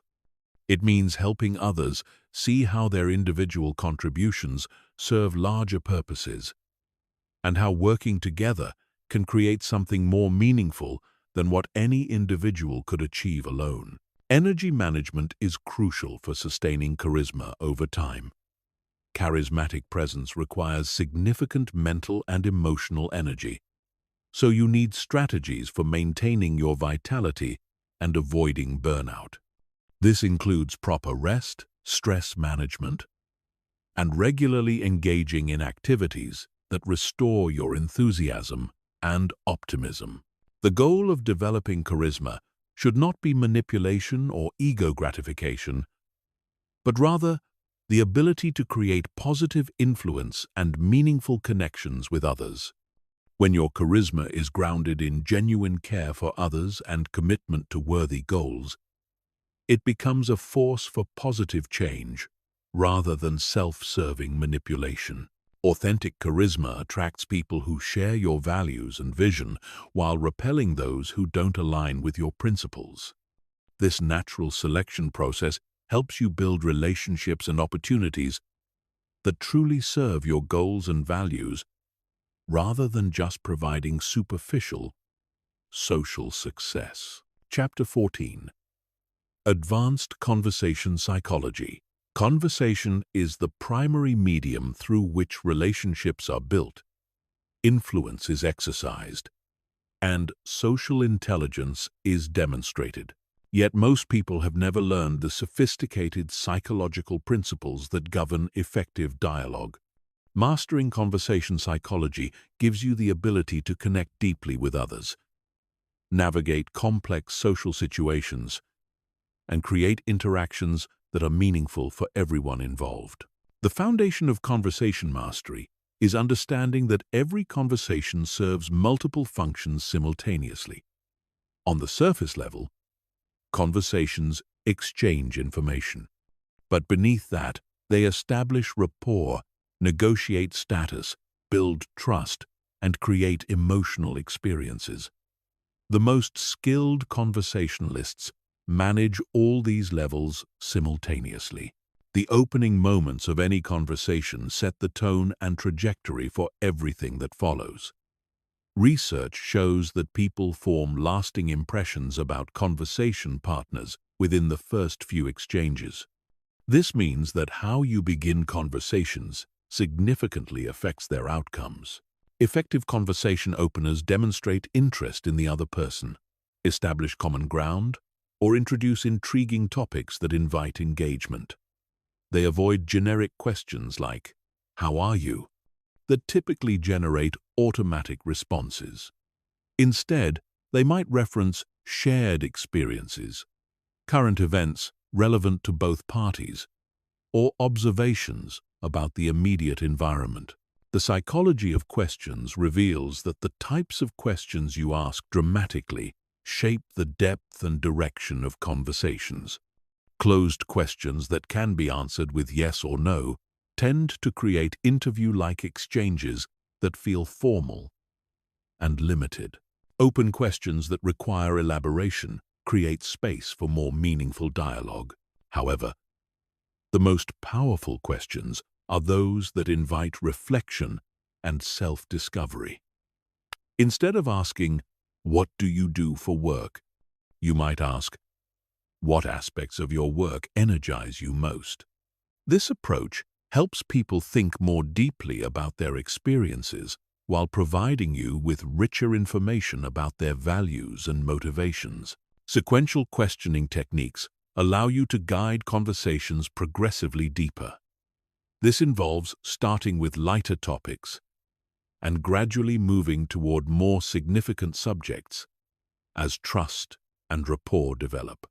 Skilled conversationalists can take discussions from small talk to meaningful personal sharing within minutes by following natural progression patterns. The concept of conversational threading involves picking up on small details that others mention and exploring them further. When someone mentions a trip they took, a book they read, or a challenge they're facing, you can thread deeper by asking follow-up questions that show genuine interest and help them elaborate on their experiences. Threading demonstrates that you're truly listening and creates opportunities for others to share more personal information. It also helps conversations flow naturally rather than jumping abruptly from topic to topic without logical connection. Active listening in conversation goes far beyond simply hearing words. It involves listening for emotions, values, assumptions, and unspoken concerns. It means noticing what people emphasize, what they avoid discussing, and what seems to energize or drain them as they speak. Reflective listening techniques help others feel heard and understood while giving you opportunities to clarify your understanding.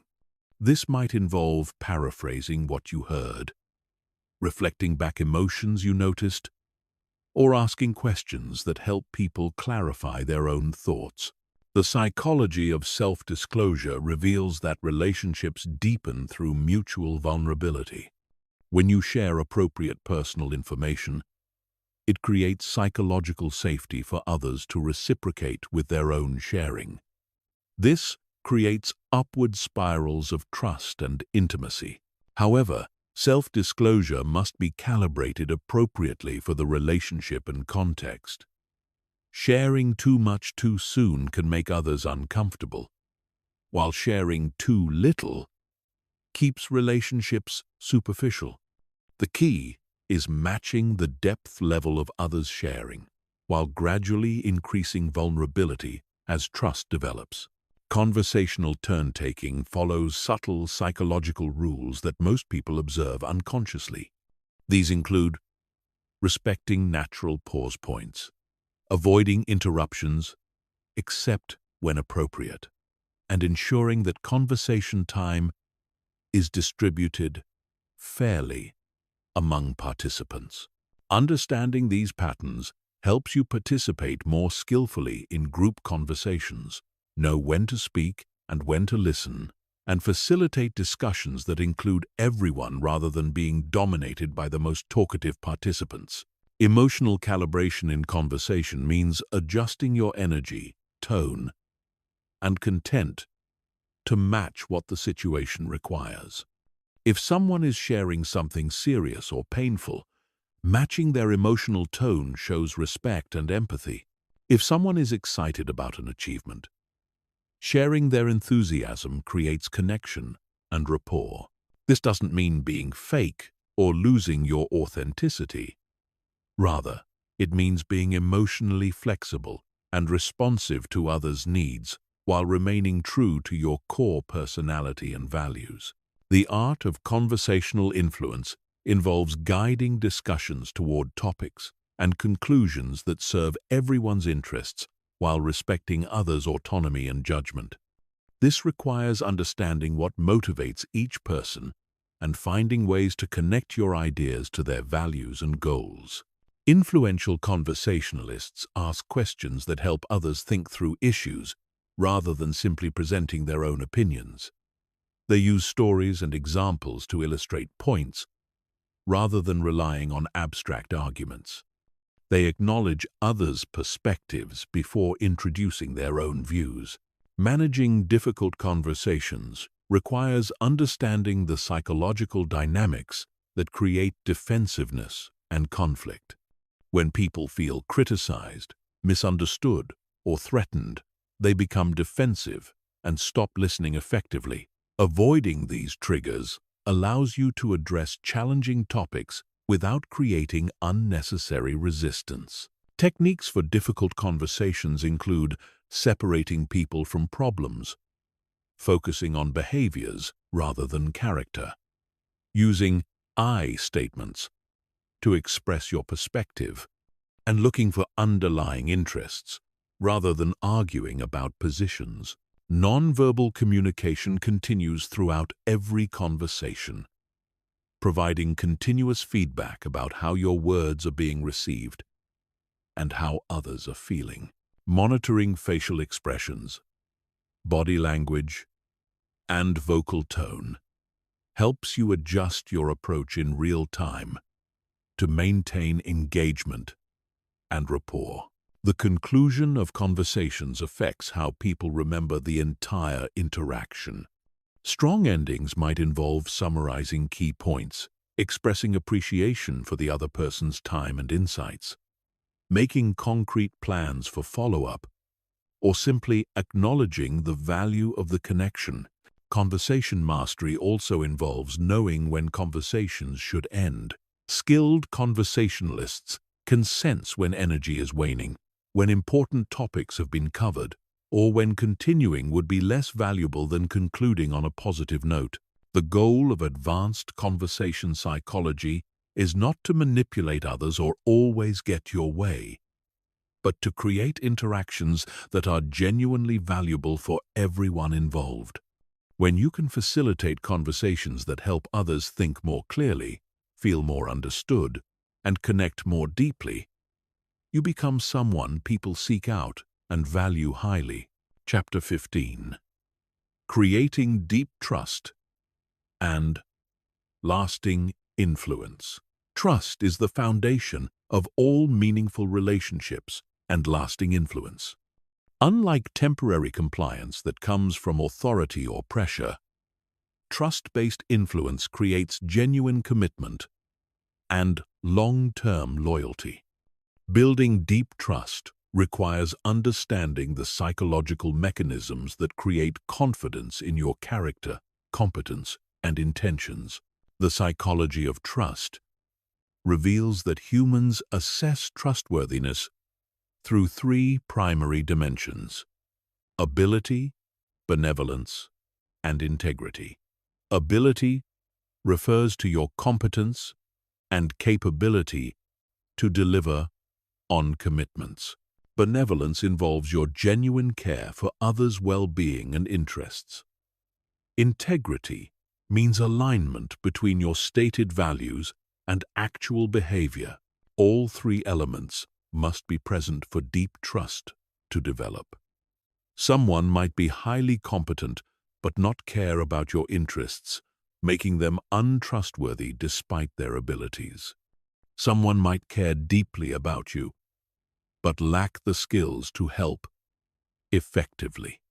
Someone might be both caring and capable, but demonstrate inconsistency between their words and actions.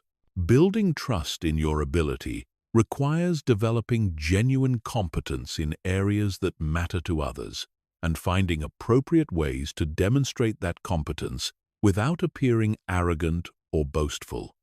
This involves continuous learning, skill development, and the humility to acknowledge the limits of your expertise.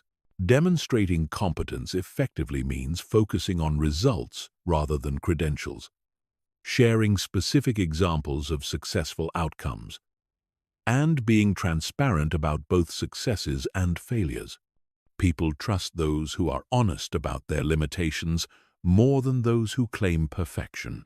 The ability component of trust also includes reliability, consistently following through on commitments, meeting deadlines, and maintaining quality standards.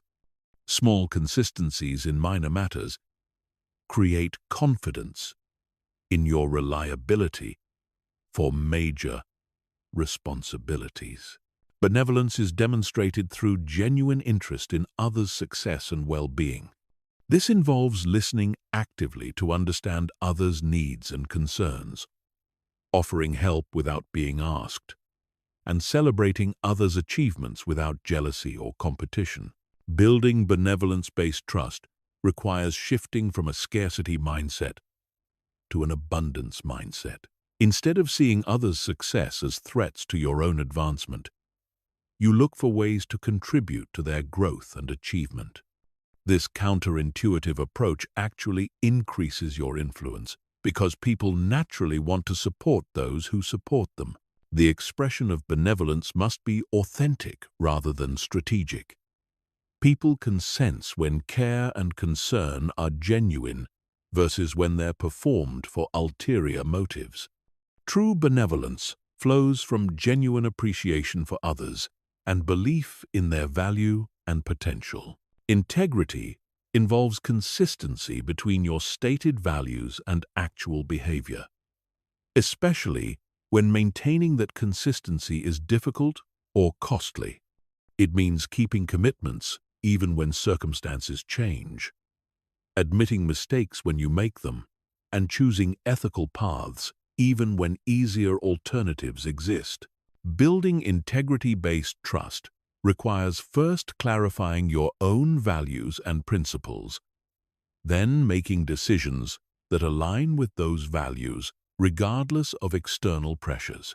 It involves being honest about your motivations and transparent about potential conflicts of interest. Integrity is often tested in small moments rather than dramatic situations. How you handle minor commitments, respond to criticism, treat people who can't help you, and manage confidential information all provide evidence about your character that others use to assess your trustworthiness. The vulnerability paradox in trust building reveals that showing appropriate vulnerability actually increases others' confidence in you rather than diminishing it.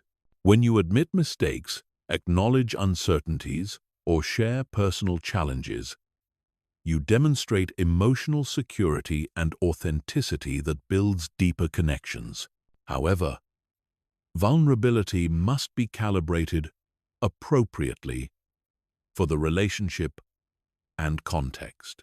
Sharing too much too soon can make others uncomfortable, while maintaining perfect facades prevents the deeper connections that create lasting trust and influence. Effective vulnerability involves sharing challenges you've overcome rather than current overwhelming problems. Admitting mistakes while demonstrating what you've learned from them, and expressing uncertainties about situations while maintaining confidence in your ability to figure things out. Consistency over time is perhaps the most crucial element of trust building. Trust develops through accumulated experiences of reliability, honesty, and care. It cannot be created quickly through grand gestures, but must be built through consistent behavior in countless small interactions. This means that trust building is a long-term strategy that requires patience and sustained commitment to your values and relationships. It involves maintaining high standards for yourself, even when no one is watching, and treating all people with respect, regardless of their ability to benefit you. The reciprocal nature of trust means that building trust in others often increases their trust in you. When you demonstrate confidence in others' capabilities, give them important responsibilities, and support them during challenges, they often respond by increasing their commitment to you and your shared goals. This involves strategic trust giving, deliberately extending trust to others in appropriate situations to strengthen relationships and encourage their growth. It means believing in others' potential and giving them opportunities to prove themselves while providing support for their success. Communication transparency enhances trust by reducing uncertainty and speculation about your intentions and decision-making processes. This involves explaining your reasoning when making decisions that affect others, providing regular updates on important projects, and being open about challenges and setbacks.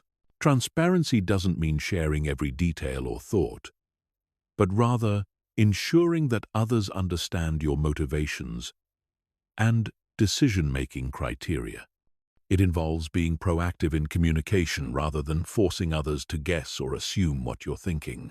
Conflict handling significantly affects trust levels in relationships. How you respond when disagreements arise, mistakes happen, or conflicts emerge provides powerful evidence about your character and reliability.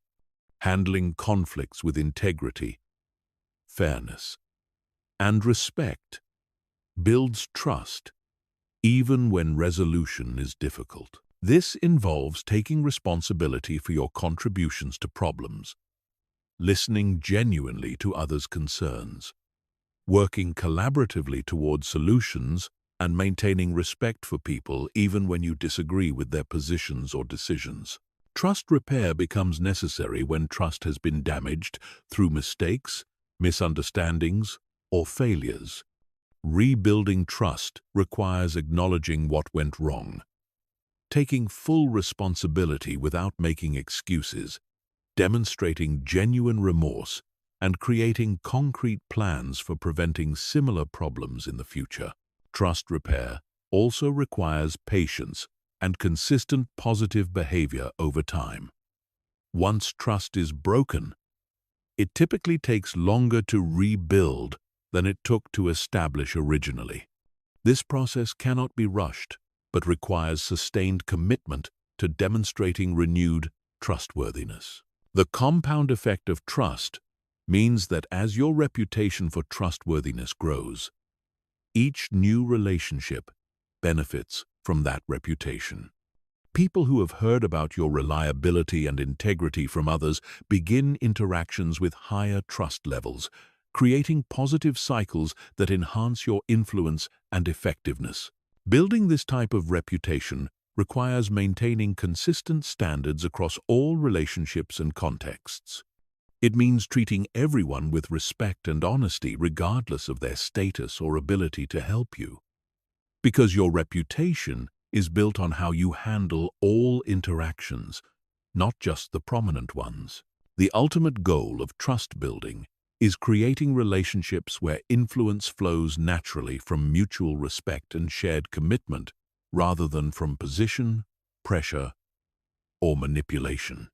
When people trust you deeply, they seek your input, value your opinions, and commit enthusiastically to shared goals because they believe you have their best interests at heart. This type of influence is sustainable over long periods, survives challenges and setbacks, and creates genuine satisfaction for everyone involved. It transforms you from someone who gets compliance into someone who inspires commitment, loyalty, and genuine partnership in achieving meaningful goals.